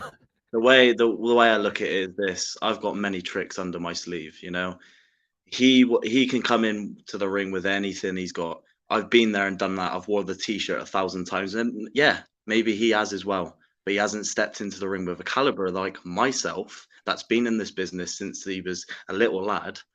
So he's going to be in for a big surprise. And, you know, at the end of the day, come June 11th, you know, I'm going to go through Disciple and then I'm going to go to the final. And when I go to the final, you're going to be seeing a new breakout heavyweight champion. I'll tell you what, we certainly very well could find out. And I want everybody also, while we're here, to follow Hammerhead Smith Jr. on Instagram at HammerheadSmith_Jr. Also follow the likes of Breakout Pro Wrestling. A lot of really, really intriguing talent here. It's almost like a who's who of people here. Breakout Pro Wrestling, and certainly on Instagram, Facebook, and the unpredictable Jackal, Leo McLean here says, just missed one of my opponents, which was Young Horace before Hammerhead was with us. But here is someone I will be keeping my eye on, and the necessary evil Palmer says it's hammer time. Have you heard that one before? It's hammer time, because you know what? Maybe I should have said it's hammer time when you came on. Maybe next time. Although you may not like that so much. Do you get the it's hammer time reference a lot when you're out there in the ring? Once or twice, you know. At the end of the day, just pronounces what I do best. It's definitely hammer time. All right. Well, to be fair, I guess for the music fans, I don't think anybody can necessarily touch you in the ring, and I don't think you need to be too legit to quit out there, but we'll certainly see here. This individual says here, good evening. I think we know who this individual is. He also says it's Bakewell tart time. You know, I think that's like the second or third reference I've got now in the last week about this. Taylor's got it absolutely correct. You know, Cherry Bakewells is the most stupendous confectionery you ever find. Trust me. All right, I have to ask you this on a lighter note, and I don't even know if you're prepared for this, and I will get to the match. We have a lot to talk about, but, you know, people have been asking me from the UK to try different things. Now, I finally tried a Mars bar, as I'm sure you've heard wind of. So how do I find, then, these Cherry Bakewell tarts? What do I need to do? How do I get it? I mean, you have to talk to me about this, because I have heard other... God. If they're not down where you are, maybe contact James Barris, because he's got about 3 boxes of them in his house. Like I said, really? The last show that he did, he was sat on the entranceway just eating boxes of Cherry Bakewells, didn't share it with anyone, and then he thought that it was all right to then screw someone out of the title. Wait. Time out. James Barris, an interesting man who always pops on my streams and demands he has to come on Sportswire and says this and says that. You're telling me that he didn't share these goodies not only with you and the rest of the locker room? What's going on there? What kind of promoter is this? Exactly, exactly. And then he had the audacity to then get in the ring, screw someone over with the title, as you know, with Slugger, while eating a cherry bakewell.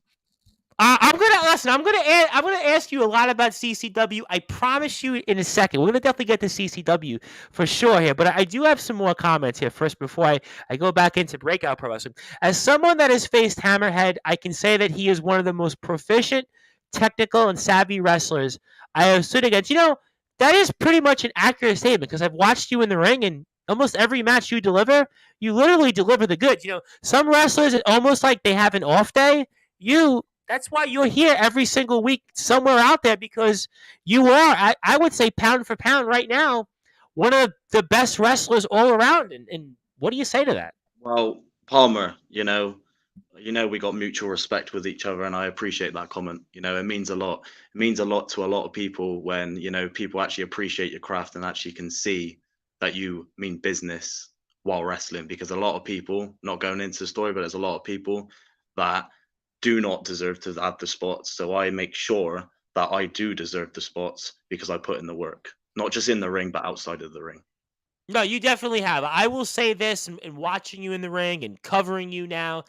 Certainly, in your first incarnation in CCW and up to now, you have definitely been somebody that I would never take that away from. You were that's why you were out there as much as you were out there. More comments here also. Ideal with a cup of tea. So we've got the cherry bagels with a cup of tea. I'm sorry, Taylor Trues, and I will get you back onto Sportswire. I am not really a tea guy. So, I mean, I'll do the cherry goodies, but I will certainly get those, but without the tea. Rockstar Rob Bagwell, your opponent. I'm going to get to him. In a few minutes here. Well, in the words of Freddie Mercury, come June 3rd, it's time for the hammer to fall once again. I'm going to get to that. James Barris is a greedy, greedy man. I've heard that from a birdie, but I'll leave that as it is. Love him or hate him, Hammerhead Smith is the future. No question about that. But I did, before I get to Firestar Championship Wrestling, CCW, I got a lot of other places to talk about with you here. You're always working everywhere. I mean, I do want to ask you, what would it mean to you to actually be the Breakout Pro Wrestling heavyweight champion? What would that mean to you to hold that title? So someone asked me this the other day, funny enough, what would it mean? And to be honest with you, it would mean a lot. And I could be this big villain. I could be this big guy that everyone hates. I don't care. At the end of the day, Breakout is tough and special in my eyes. It's a new promotion, just like Firestar. New promotion, something special. Okay? So the way I look at it is this. I was the first ever recruit for Breakout. The first ever. I remember that. We spoke about that. Yep, I remember that. Since that day, my goal has been simple. Is to capture that gold and to literally prove to every single person on that roster why I deserve that title and spot. It's that simple. And I think it would mean extra special, right? Because they always remember in anything in life, right? The first moment, that first champion, and to be the first world champion. And you think about this roster, and very similar to Firestar Championship Wrestling, and just the amount of talent that we have in Breakout Pro Wrestling. I'm not just saying this just because obviously Breakout have always supported us on Sportswire and we love what they do. But you think about this roster, Hammerhead Smith. I mean, it's literally a who's who of people. I think about Sheik El Sham. I think about Jack Johnson, by the way, at the moment, who's currently the BTW World Champion, was the GT Ministries Champion. Rarebit, Sean Owen, the GT Ministries head trainer. Martin Kirby. I mean, you think about Jensen Ryan. We think about everybody that's a part of this roster here in Breakout Pro Wrestling. I mean, like, everybody in this roster is either like been a world champion or has been a main eventer. Bentley's another name. I mean, you think about the roster. I don't know if it's just the crazy thing about this all. They may have a big roster, but it's only going to get bigger from now. I know that's the scary thing here about Breakout Pro Wrestling. I mean, it almost reminds me of like an all-star roster. I mean, literally, it's like everybody on the roster. There's no fillers. I don't even know how you put a card together with the amount of talent. I'm dead serious. If I was the promoter right now, if I was the owner of that company, I would say to myself, how do I put together a card and who do I put first, second, third,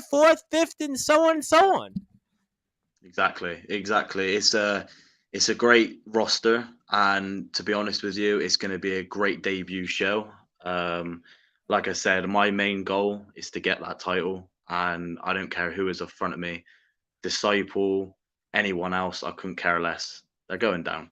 All right. Well, we'll certainly find out. I want to get everybody to follow Breakout Pro Wrestling, and Breakout Pro Wrestling also like their page on Facebook as well. Please continue to support the company and all the great things. Always been very, very good friends of us here on Sportswire Radio, and also have some more comments here. Leo McLean, the unpredictable jackal, says, "Okay, being robbed of a cherry bakewell is a crime." Like I said, I'm gonna find a way to try one of these things here. So another champion knows about that here, and we'll certainly agree with him on that. Good evening, guys. Breakout certainly will be something special. Can't wait to commentate on your match, Hammerhead. So I think that's one of the commentators here of Breakout Pro Wrestling that is tuned in here, and certainly that's got to be exciting. You're going to be seeing something special, Vincent. You ain't going to be seeing your typical wrestling match. This is Hammerhead Smith we're talking about here. You're going to be seeing one of the best talents that's going to step in the ring with Disciple and actually school him. And that's Ooh. Well, I'll say one more thing on this match, and I do want to move on to Firestar and CCW especially. I will say this.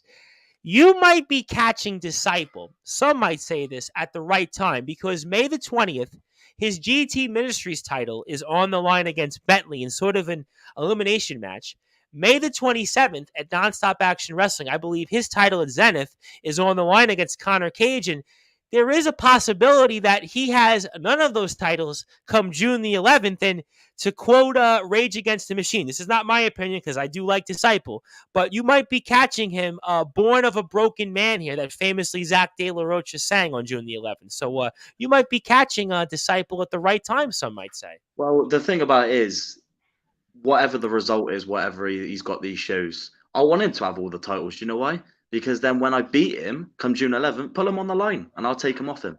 I'll tell you what, I think that, listen, I would actually like to see you with him in the ring with those titles, because I actually think that would make the match even more special, because anytime you have a guy of his stature who's got not one but two titles, very few people right now in this game that have 2 world championships, he has that. So I actually would like to see him do that, because also that means Bentley would actually join Disciples Group in GT Ministries. And that would also mean for the company of Nonstop Action Wrestling, a young company, their champion would actually be in a big spot. So I agree with you all here. Brawl, another company here that we've certainly been covering a little bit here tonight, says Hammerhead is someone we have been keeping a very close eye on. Brawl is a company here, new upstart company, and maybe that's a company you have your eyes on here. Well, Brawl, all I can say is this: you know where I am. You know exactly where I am. All right. Well, certainly we do, and then certainly make sure you follow him again on Instagram, Facebook, like his page, which I think you're on Facebook, bro. Go follow Hammerhead Smith. Casey Jack Bradley says hello to Hammerhead Smith. Mark Taylor, obviously, Mr. Taylor certainly knows his thing or two about the roster here in Breakout Pro Wrestling. Says in a roster filled with stats or stars, I think it was stars, right? In a roster filled with stars, we aim to break out and blow the roof off. Yeah, I believe that the roof is going to be blown off and some. And James Barris here, kind of giving an emoji about, I would imagine, the cherry bakewells here, but he's going to have an emoji about some other things. I'm going to get to CCW in a few minutes, but I want to come to the man that you're going to see across that apron on June the 3rd, which I believe would be 6 weeks from this coming weekend. Looking forward to being a member of the audience at Breakout and watching wrestling instead of participating for a change. Now, let's talk about where you're going to be participating before that. That is coming up on June the 3rd. You touched upon it very briefly here for that Firestar Championship Wrestling title against Rockstar Rob Bagwell, and also a man that certainly needs no introduction. He has been there at the biggest stages of them all. That is Tom LaRufa. You are going to be in the main event. You have a chance here to hold a title to your collection. And let's talk about Firestar Championship Wrestling once again. June the 3rd, main event. Talk about what this means and what we can expect from you. And what do you want to say to your opponents here at the moment, especially Mr. Rockstar Rob Bagwell? You see, Rob, I keep saying this after all. Yeah, we've got history. We've been in the ring multiple times with each other. So now you to say you're going to be in the audience, great. But do you know what's going to happen? And what's going to make it really special is when I walk out at Breakout, I'm going to be coming out with that heavyweight championship at Firestar. And then when I win this number one contender spot, and then I go on to the final, not only will I just have the heavyweight title for the Firestar, but I also have the breakout title as well. And my comment to Gianni Valletta from the debut show of Firestar, now he's got a lot of gall to try and cheat and screw me over the European Championship, because I was the first ever, Tom, European champion. And then all of a sudden the referee changed the decision. And I then heard that on your video. I definitely caught the promo pack, which again is on your Facebook page, Hammerhead Smith. Go and follow that as well. Go ahead, talk about that. And then all of a sudden, the referee changes it, and then Gianni Valletta, the scumbag that he is, he comes from behind me, pins me, and gets a 1-2-3. It's an absolute joke. I should be the European Championship, and Rob knows it. The Firestar Championship management knows it, but Gianni Valletta just goes on along his way, goes back to Malta. Well, why don't you come back from Malta, Gianni, and face me one-on-one once again? And I guarantee you it won't be the same fucking situation. You seem really, really annoyed about what happened. Understandably so, at the debut show last month at Firestar Championship Wrestling. But, I mean, is this fueling you, let's say, hypothetically, to, let's say, June the 3rd, and you've got not only that on your eye and that score to settle eventually, but also this main event, which we're going to get to the personal reasons as a little further as to why it's going to be even more special for you. But, I mean, do you have then that extra incentive here because you've got a lot on your mind, especially when it came to that European title going into this main event? Look, I can prove I defeated Gianni Valletta. Literally, I defeated him. This is a guy that's been traveled round the world. He's been everywhere, and I mean everywhere. And I pinned him 1-2-3 twice. Twice. And then all of a sudden, the referee wants to change it because it's all politics. Once again, it's Hammerhead Smith. Oh, well, let's not give him the title. We've seen this story once again. Like I saw it in one company. Yep, there's one company out there. I've seen that story before. I've seen it. And all of a sudden, the decision gets made that the match has to restart, and then all of a sudden he becomes champion. So yeah, it's definitely damn well motivation come June the 3rd, because now again I'm stepping into another guy, Tom LaRufa, who's been in this business all around the world once again, and it's not gonna put anything in my mind, because Tom, if you're listening and you watch this back, you're going to exactly end up like Gianni Valletta on the canvas, just like Rob Bagwell will, and you'll be looking at the new FCW heavyweight champion. Simple. All right, let me ask you something about this, because you talked about the politicking, and we spoke about this here the first time you came on here, and I'm not going to go down that road in the other company, which we'll get to, CCW with the championship, but do you think here, though, in a way, because of the outcome going a different way, even though, as you had pointed out, that you were the clear winner of that match, not once but twice, but let's say your reputation kind of more or less as to why that decision was reversed and that decision was changed, and that's why you're without that title. So do you think it's your reputation from, let's say, other companies or the politicking of it here in this business as to why you're not with that title? Talk to me about that. 100% politics. At the end of the day, they were shocked. Everyone was shocked that, and I don't know why they're shocked, because someone that I've been from a little child in this business, and then just because I defeated this all-star wrestler Gianni Valletta, and then they're shocked that I won the belt, and then all of a sudden, management comes in, yeah, let's change it. No, let's not change it. I was the champion. I was the first ever one, and they go and change it, and then Gianni Valletta goes around. We haven't even heard anything from Gianni Valletta since he's won it. We haven't heard anything from him, and then he swans off back to Malta while I'm still here in the trenches working and working and working to be better.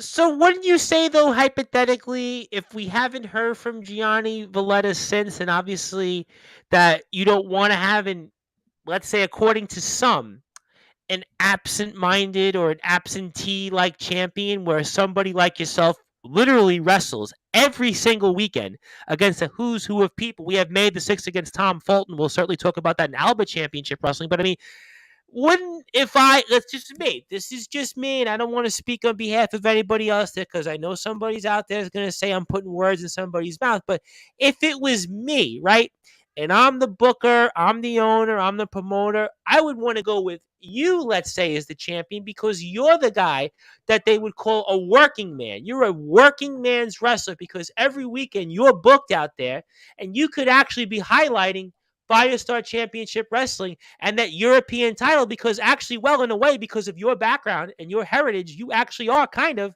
the definition of a European champion. Exactly. At the end of the day, I was robbed, and then all of a sudden you get robbed with something. Then someone travels off to Malta, and then just literally just thinks nothing of it.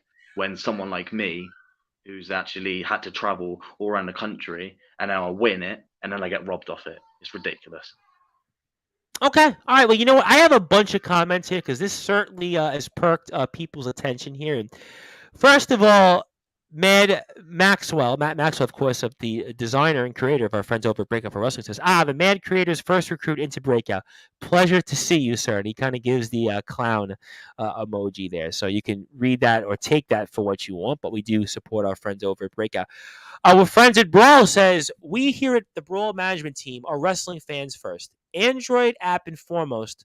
We are looking forward to all the upcoming shows from FCW, Breakout, and so on other places like NBP. A great time to be a fan of Brit Wrestling. Could not agree more with that. And I want everybody to follow and like our friends over at Brawl Wrestling. Please follow them on Facebook, also Instagram as well. I want everybody to support a company like this here. It's Brawl _ it's what we do on Instagram. Please support them. Also, Matt Maxwell says, will Hammerhead Smith become the inaugural Breakout Pro Wrestling champion? I don't know. It's gonna I'll tell you happen. what, there's a possibility. You do have a very strong chance. I would certainly say you're one of the guys I would definitely bet on and disciple. I'm going to certainly say is going to have to find out. You are certainly no Bentley. You are no Gareth Angel. You are certainly no Tommy Dillon. No disrespect to those individuals, but you are a guy that has been in there with the Billington Bulldogs, a who's who of other people, and your family name speaks for itself. So we'll have to stay tuned and some. And I think it's the same comment here that Brawl gave before. But let me get to Firestar Championship Wrestling because management has responded to what you have to say here, Hammerhead Smith. Hammerhead Smith, the decision was based on the referee's decision due to your low blow on Gianni Valletta. Your rematch will happen. However, due to Gianni Valletta current commitments wrestling in Mexico, he will be back in October to defend. Well, that's if he makes it out of Mexico, because who knows, right? But what do you want to say toward that? Again, it's excuses again. Oh, well, he can't appear because he's in Mexico. Well, if it's that important to him, this title, right, I would be defending it everywhere. He's in Mexico, is he? Living it out large. If it was me, I'd be around the whole country defending this belt. And it wouldn't even just be Firestar, it'd be every single promotion I go to. Again, management are trying to swither around and go, oh, Gianni, because they're so scared to step up to him like I did, that they want to give him buys and buys and buys. Okay, if that's October, brilliant. But Gianni, the thing about it is, come October, you're going to be shipped back to Malta in your little plane without the European title. Are you saying then that there's favoritism towards somebody in a Gianni Valletta, just to confirm? We all know, Gianni Valletta, he's been everywhere. Of course, they're going to look to him, to Hammerhead Smith. They'll be like, we'll let Hammerhead Smith just suffer with this one. We'll let the star go out. Nah, it's not on my book. So, hypothetically, though, let's come back to the main event for a second. How do you then stop the same favoritism or biasness against you when you are going to be in the ring with the champion himself and Rob Bagwell? He's going to have everything at his disposal. And on top of that, another guy that's a big name in a Tom LaRufa. I mean, how do you stop that same possibility or scenario of happening again? Let me just tell you something. With this time, I've been thinking about this. I've got something with me that I didn't have for Gianni. And I'm not talking about anything like mindset or anything like that. I'm talking about an old friend that I used to carry out with me that's going to be coming with me.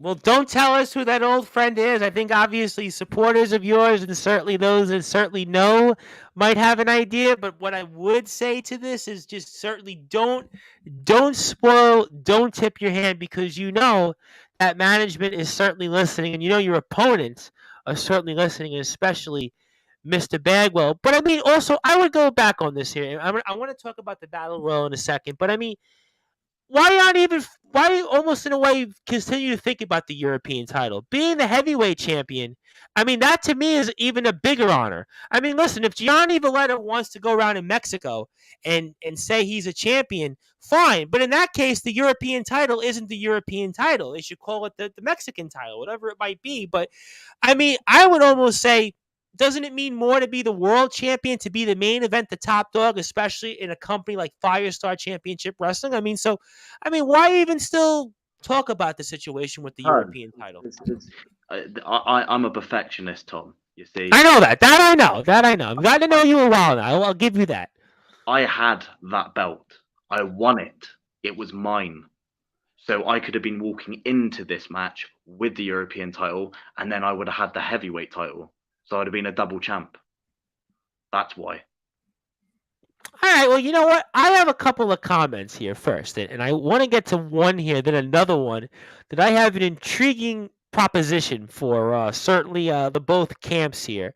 Let me get to the first one here first from our friends over at Matt Maxwell. No favoritism at Breakout, only fair competition, and maybe a smidge of shenanigans. I guess we can read between the lines there, right? But stay tuned on June the 11th, which is coming up now. June the 11th, I believe, is 7 weeks from now. So that is not that far away. So certainly, if you get ready for pro wrestling, certainly make sure Breakout Pro Wrestling is on the platter. But, you know, the necessary evil Palmer has something to say, which I have an interesting proposition for you. You tell me your thoughts on this. Hammerhead, I understand completely, as the CWE Championship Wrestling Entertainment has a big show tomorrow night, which Palmer is going to be a huge part of. He's wrestling for their world title. They have kept throwing roadblocks at me because they are terrified of me taking the UK title. Well, that all changes tomorrow now. So here's my suggestion. Here's what I want to propose. So let's say hypothetically, Palmer wins the championship from B.A. Rose and Big Cheese Logan, our guest on Monday's show.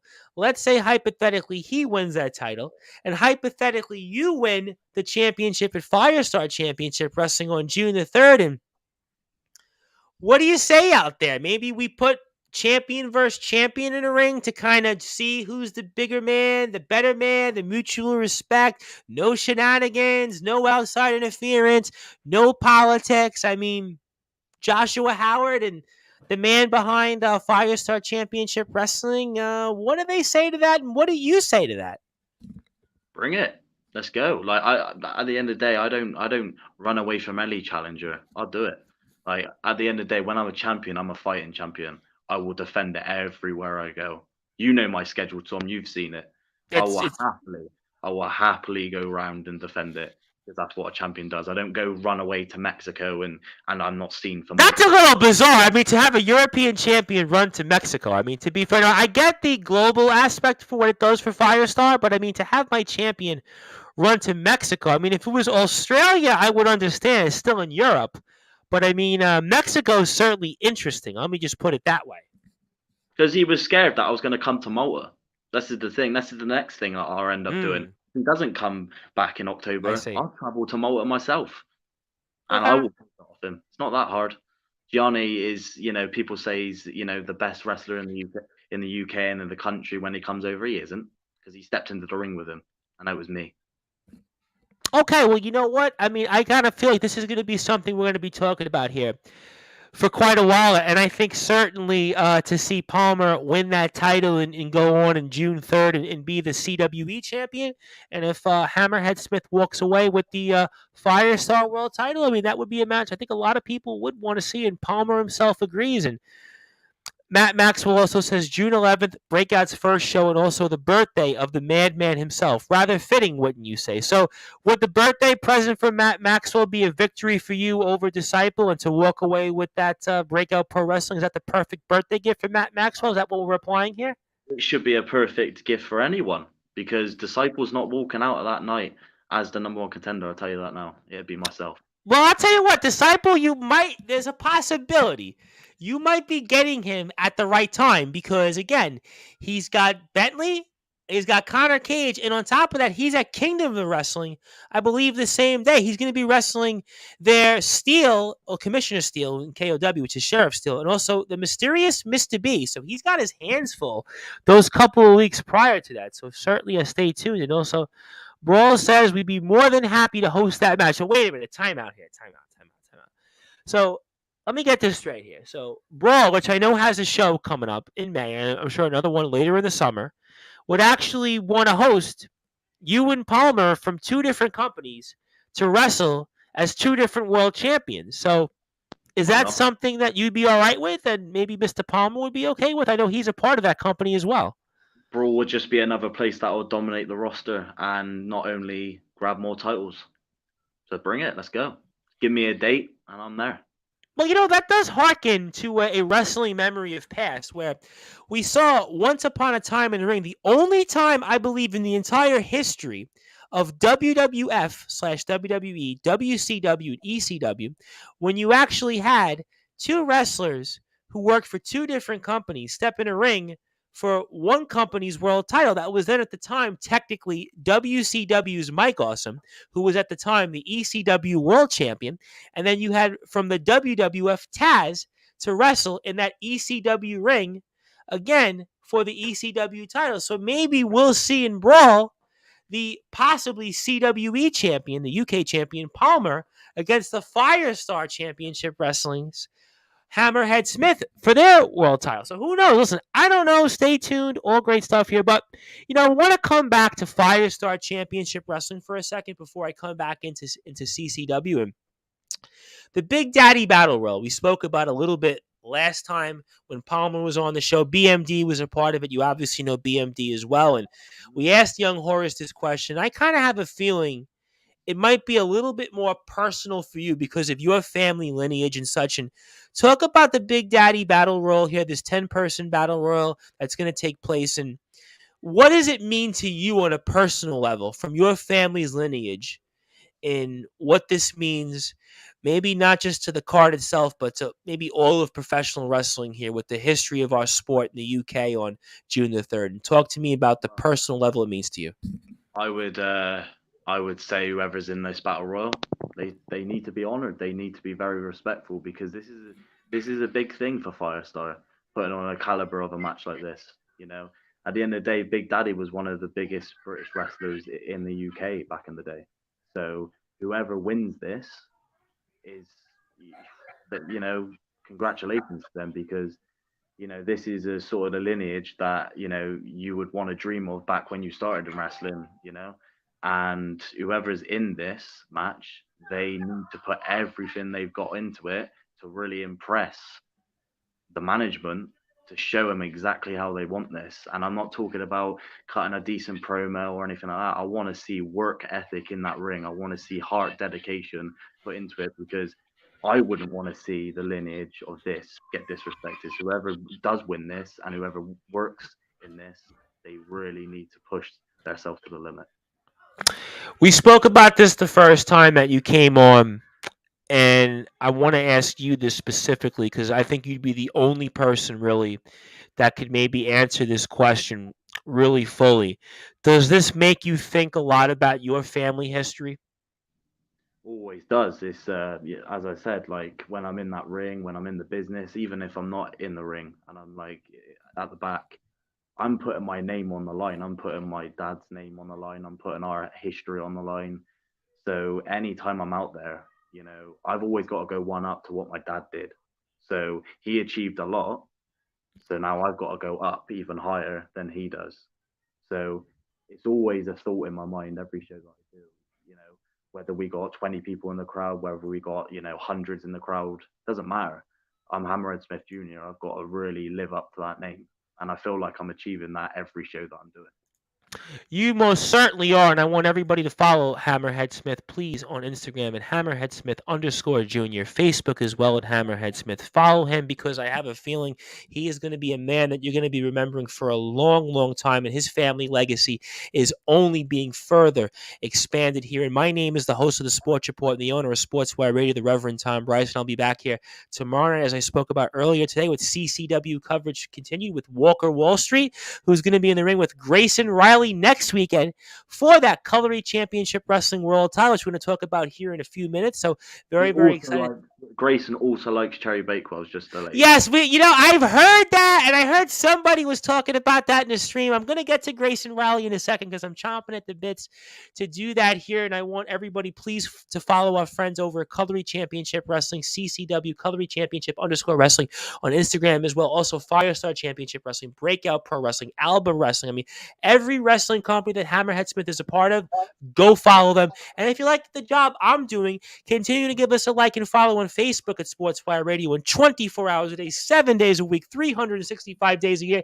You can listen to all of our great content on sportnarium.com/player. Also follow and like us on YouTube at Sportsfire Radio. Sunday Night Live, I'm back with Jenna because Jenna just came back from the United States, from my neck of the woods. He's going to be back here around 8:30 p.m. British Standard Time. I want to make sure I give him a very happy early birthday because tomorrow is his birthday.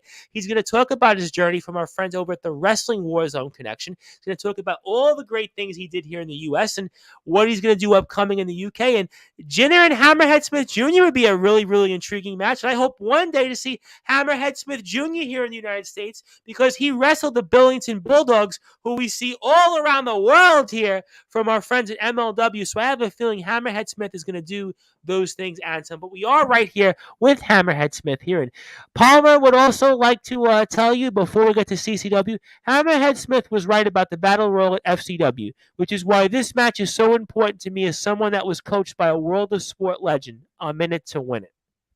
What do you want to say to that before I come back to CCW? The great answer, isn't it? Like, at the end of the day, it's not a. This isn't a walk in the park match. You know, you've got to really put the work ethic in. You've got to be training leading up to this show. You can't just walk in and turn up and go, "Hi, I'm ready. Let's go." Nah, you need to be putting this work in because their family's going to be there. So even Big Daddy's lineage is on the line here. So if you disrespect that, it's not going to be good, is it? So you need to really show Firestar what you want, and you really need to show them that you really want this. Have you got a chance to speak to maybe anybody from the family because of your background? Have you had any chance to kind of talk to them about this or of any sort? I mean, I think people would be curious if that is I actually taking haven't, place. I haven't at the minute, but I'm sure closer to the date, I'm sure something will happen. Conversation will happen. I'm sure of that, no question. I would highly, and also note also that Palmer has his own open challenge, which we spoke about last week on the show. And as for the stipulation match that was suggested, I would be up for that match all day long and twice on a Sunday. Well, I'm going to get to some matches you're going to be wrestling on a Sunday here in a few minutes, but I wanted to talk about Cutlery Championship Wrestling for a second because you referenced a title that you held, and that is the title currently held by Grayson Riley. And Grayson had a lot to say with us last week, and you talked about the fact that Slugger Hampton was robbed for that championship. We're going to have Walker Wall Street here tomorrow night to talk about his situation that he's going to be dealing with in the last man standing with Grayson Riley. But I want to ask you, what are your impressions right now of Grayson Riley as champion? And what were your impressions of some of his comments? And further, if you want to elaborate on what you had to say on Slugger Hampton being screwed out of that CCW world title that Grayson Riley holds. He's a guy, a small little guy with a big mouth, isn't he, Grayson? It's that simple. Just because he's got James with him. Trust me, I know all about James.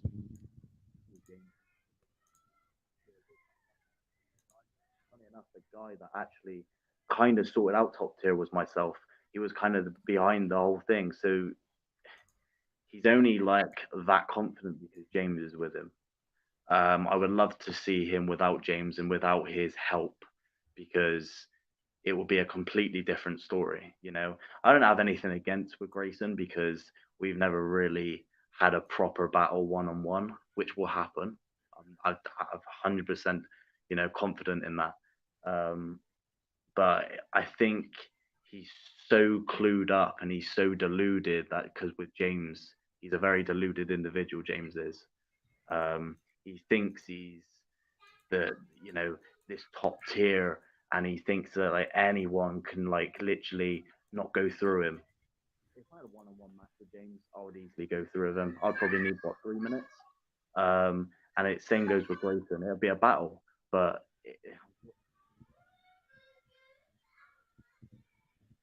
for James to turn around and say that Grayson is one of the best BCW heavyweights, he hasn't even just done it. Well, you got to turn your mic up because I'm losing you a little bit on your mic. So turn your mic up a little bit. I said with the whole situation with Grayson, James has said that he's one of the biggest and best promotions and champions that the promotion's ever had. He hasn't even defended it yet. So how? All right. Well, I mean, to be fair, now I understand that will he be the company's best champion? I think it's fair that you say we don't know, but there have been a couple of champions that have held that title that. I mean, you correctly pointed out Hybrid was an example of somebody that held the title kind of questionably. We've had some other wrestlers who held that title that I wouldn't even want to mention on my worst day that held that title. So in a way, I mean, it's certainly to be determined, but when it comes to, let's say, Grayson Riley, and you were there, you were in top tier, so you know these guys well. You know Slugger, you know Grayson, you certainly know Mr. Barris. Do you think maybe in a way that Barris is going to lead Grayson Riley down the wrong path? It was a path that you saw from time to time. Is that what you're saying to us here tonight on Sportswire Radio toward Grayson Riley? You've literally just took the words out of my mouth right there. And like the thing about it is what they still don't understand is this is what James doesn't understand. As you just said, I used to be with these guys. I know how they work. So if I steps in the ring with Grayson, I know exactly how to beat him. Exactly. I'm not going to say it because I can literally say it right now, but I'm not. Do you think then that Grayson is being misled and he's getting bad advice? Look what happened with Slugger.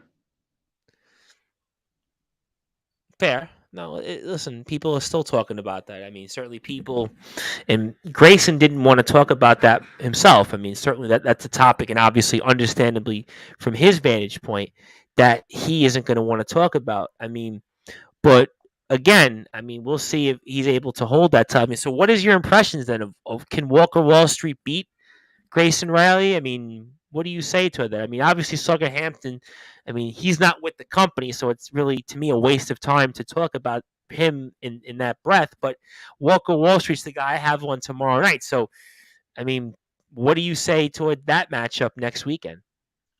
Walker's got potential. He's proved himself with the Genius of the Ring when he won, and he won that. Will he beat Grayson? If James is there, I don't think so, because James is one of these toxic people that if you've got him at ringside, he's going to do everything in his power to make sure that Grayson will win, let alone Nerds as well. Nerds will be there and he'll be lurking around and he'll be doing his own little thing. What do you make of his training, by the way? What do you make of Alfie Nerds and his training still? I mean, Grayson didn't want to really talk about that too much last week. What do you make of that whole situation? He's probably got a lot on his mind. Maybe James has got something to do with it. I don't know. And apparently, a little birdie told us that there was a birthday recently from Alfie Nerd. So, I mean, Alfie, who knows? Maybe he's distracted these days. I don't know. Maybe he's still riding the tank that James and him brought to the last show. God knows. And he's missing him somewhere. All right, so let me ask you another question on James Barris. And I didn't want to make this about James Barris, but I'll kind of do it away. Let's say when things got sidetracked for you, not just in CCW and some other places for a little while after you held a title. I'm not going to revisit what happened. I'm not going to talk about that. But would you say possibly that you were sidetracked from James Barris into where things led the reason and the way they did in CCW and elsewhere? I mean, what's your thoughts on that? I wouldn't say sidetracked because top tier kind of started when I won the title. Yep. So it wasn't really a massive, big group. If you look at it to the days now where they got that whole little, group, they're always together. It only led to that point. Obviously, there was a few behind the scenes stuff, but at the end of the day, I'm a businessman. I'm willing to come back and work for that title again, which I feel like I'm doing. Um, they just need to give me that one opportunity to have a one-on-one match with someone, and the belt's back with me. It's that simple. Like James will do anything that he can to make sure Grayson doesn't lose that belt. With all reason, like elite establishment will probably do the same if it was in Ronnie's case. I Um, don't see you though as a group guy. I've got to be honest. Whether it's CWO, whether it's elite, whether it's top tier in CCW, I don't see you. Again, I don't see you as that group guy. I see you as a guy that you kind of take care of business. I hate to say it, almost in a way like a disciple before he kind of got the championship there. I mean, so I kind of feel like in a lot of ways you're a guy that kind of beats to your own drum almost. Maybe, yeah. I'm not a big, you'll never see me in a full-time tag team. I'm not that sort of person. And then, you said that about like you don't see me in a team and like in a group. Maybe it happened for a reason. Everything happens for a reason. Maybe it wasn't the right time to be the champion in that group, and then things happened, and now we skip to a few months later. You never know what could happen. Hey, listen, there's certainly a lot of opportunities, endless opportunities here. And this individual, who I think knows an individual, says, hey, it's number two. I think I know who this individual is. Top tier needs someone to put them down for good. They even got Dustin's bro to turn on him. Yeah, well, you did see that. He also seconds this. I mean, actually, should I ask you on that? I mean, do you want to add anything further on that before I move on to something else in CCW? I think if Slugger couldn't do it, I think I can do it because as much as Slugger's done, obviously I know he's not part of it, so excuse me for saying it, but I need to comment about it. Sure. He has, he's not, been able to stop Grayson and James. I think I can. I think, you know, I've seen exactly how James works. I've seen how Grayson works. I know the tricks all in the book to make sure James is gone. I'll tell you that now. Well, okay, let me ask you that then. I have to ask you a follow up to that. Is that because you saw how they work and maybe Slugger let his guard down and he thought that Grayson was somebody that was like a brother to him, whereas you Slugger's pretty too much emotional. Slugger's too emotional. You see, he's very, he's too connected to the fans. you are not emotional at all, and you're the total opposite of that. So I'm not that sort of guy, as you just said. Slugger's too much focused on what the fans think. I couldn't care less what they think. I'm there to do business. Um, so that's what was Slugger's problem with this whole situation is he was too emotional about the whole thing. What happened? Granted, yeah, Grayson turned on him, but a lot of people's turned on me in the past. But trust me, I believe in karma, and trust me, karma's coming. Well, we'll certainly find out. We want our friends to follow Color Rate Championship Wrestling, please, on CCW's Facebook and Instagram pages. And so, what does the future hold for you in CCW? Uh, Difficult one because it really is. It seems like every month there's always something that jumps on new. I'm putting some different matches now and again, but the main goal is the heavyweight title. Kyle Wan was a couple of months ago. I mean, that match was certainly a really, really intriguing match. I've seen him in the LWF, and we've seen him in some other places. Firestar, he's going to be a part of as well. And I just never know. You're really unpredictable in CCW. Let me just put it that way.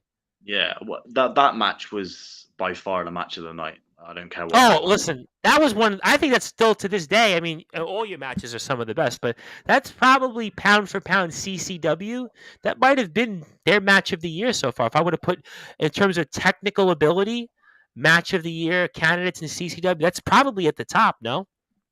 I would hope so. I would hope so because as much as things happened with me and Kai, we left it all in that ring. It was that simple. It was we went out there and we literally just went to war, and that's how I like it. That's how I like to go in there. I don't just go around and dance around. I'm there to go for a war. I'm there to win. Unfortunately, I came out short on that night, but I'm happy with that match and I'm proud of it. And we're definitely proud to have you here on Sportswire Radio. I want everybody to follow Hammerhead Smith again on Facebook. Please like his page on Instagram as well, Hammerhead Smith _Junior. And I did want to ask you here about 10 or 15 more minutes with you. I wanted to ask you because in 2 weeks from now, you're going to be wrestling for not one, but two championships. I see Alba Championship Wrestling, which we saw on the CCW page. And we're also going to be seeing you at PRG2 at Pro2.Wrestling on Instagram. You're going to be wrestling there for their at Ayrshire Heavyweight Championship there against TJ Rage. So you've got some big matches. Tom Fulton and TJ Rage here. And I mean, talk about those matches. And this is a pretty big deal to be back-to-back world title matches. And talk about what we can expect there. Yeah, so this is going to be a big weekend for me because obviously I'm going over to Scotland, which is a big deal. There's always a lot of followers in the Scotland scene, which is great. So obviously, first up against Tom Fulton, well-travelled guy once again. Sure. He's been defending that championship all around the country, all around Europe. But as I said, once again, he's going to be meeting his match on May the 6th because you'll be seeing a new heavyweight champion. What would it mean to you then to, let's say, go into Scotland, go into a place like that against somebody like that? Again, similar to anybody else we spoke about here on Sportswire. But for you, I mean, you face off with the who's who of people all the time. But, I mean, what would that mean to you then to be able to take that title? It's a big deal. It's a big deal because one, it's representing a company in Scotland, which means I can come back into England and start traveling around, start wrestling. The promotion's defending that belt. So it will definitely mean a lot. It's something that I've always aspired to do when I started in this business. For anyone who's in a promotion, of course you want to have the best matches, but your main goal is to get that championship and actually really represent that championship. The title doesn't make the person. You make that title. No question about that here. And I wanted to ask you on a lighter note before I transition to closing thoughts here. I did enjoy that you came out in one of your most recent matches to Peter Gabriel's Sledgehammer. I have to say I enjoyed that. Yeah, it's got to be done. It's one of the my father came out to that back in the day as well. So it's another kind of honor to him, really. It's like, I'll do it, and he did it. I might as well do it as well. I think that was probably if I would say one of the most defined songs of the 1980s. It's probably Sledgehammer. In fact, the reason I bring that up is little known fact here. We have an internet radio dial here on sportnarium.com/player. When I get off the air, this kind of tie into us here. Every time I usually get off the air, the song that usually plays is Peter Gabriel's Sledgehammer. So that's kind of what a small world. So when I heard that, I'm like, I have to ask him this question. And then, like I said, along with the Scotland stuff as well. When I go to Pro 2, the last time I was there, I stepped into the ring with the Billington Bulldogs. So this is another big kind of step for me as well, because the last time I was there, I faced the Billington Bulldogs. Look where they are now, and I'm going to be leaving on May the 7th with the new heavyweight championship of Pro 2. Hey, I'll tell you what, I would not doubt that whatsoever here, and that's why we have a feeling it's going to be a summer of Hammerhead Smith. The summer of Hammerhead Smith very well is going to start a little bit early, starting up on May the 6th against Tom Fulton, and then May the 7th, the next day, against TJ Rage, and a whole litany of companies he is going to be a part of. So I want to ask you a couple quick questions before closing thoughts here. First one is, what do you want to say June the 3rd to your opponents in Mr. Tom LaRufa and the current Firestar Heavyweight Champion, Rockstar Rob Bagwell? It's that simple. Tom LaRufa's been there, done that. I said this many times before. He stepped into the ring with the best, but now he's going to be stepping into the ring with the best in the UK, which is myself. Gianni Valletta underhanded me. He didn't believe I was this, talented wrestler, and he thinks that he's always better than anyone, just like what he's done. And I hope Tom LaRufa doesn't do the same. I really don't, because when I do walk out with the new heavyweight championship, Tom LaRufa is going to realize, oh, okay, this is a guy that's going to be traveling around not just my country, but all around the world. And then Rob Bagwell, he knows exactly exactly what I'm capable of. He knows exactly what I can do in the ring. We've wrestled multiple times, so he knows exactly what he's in for that night.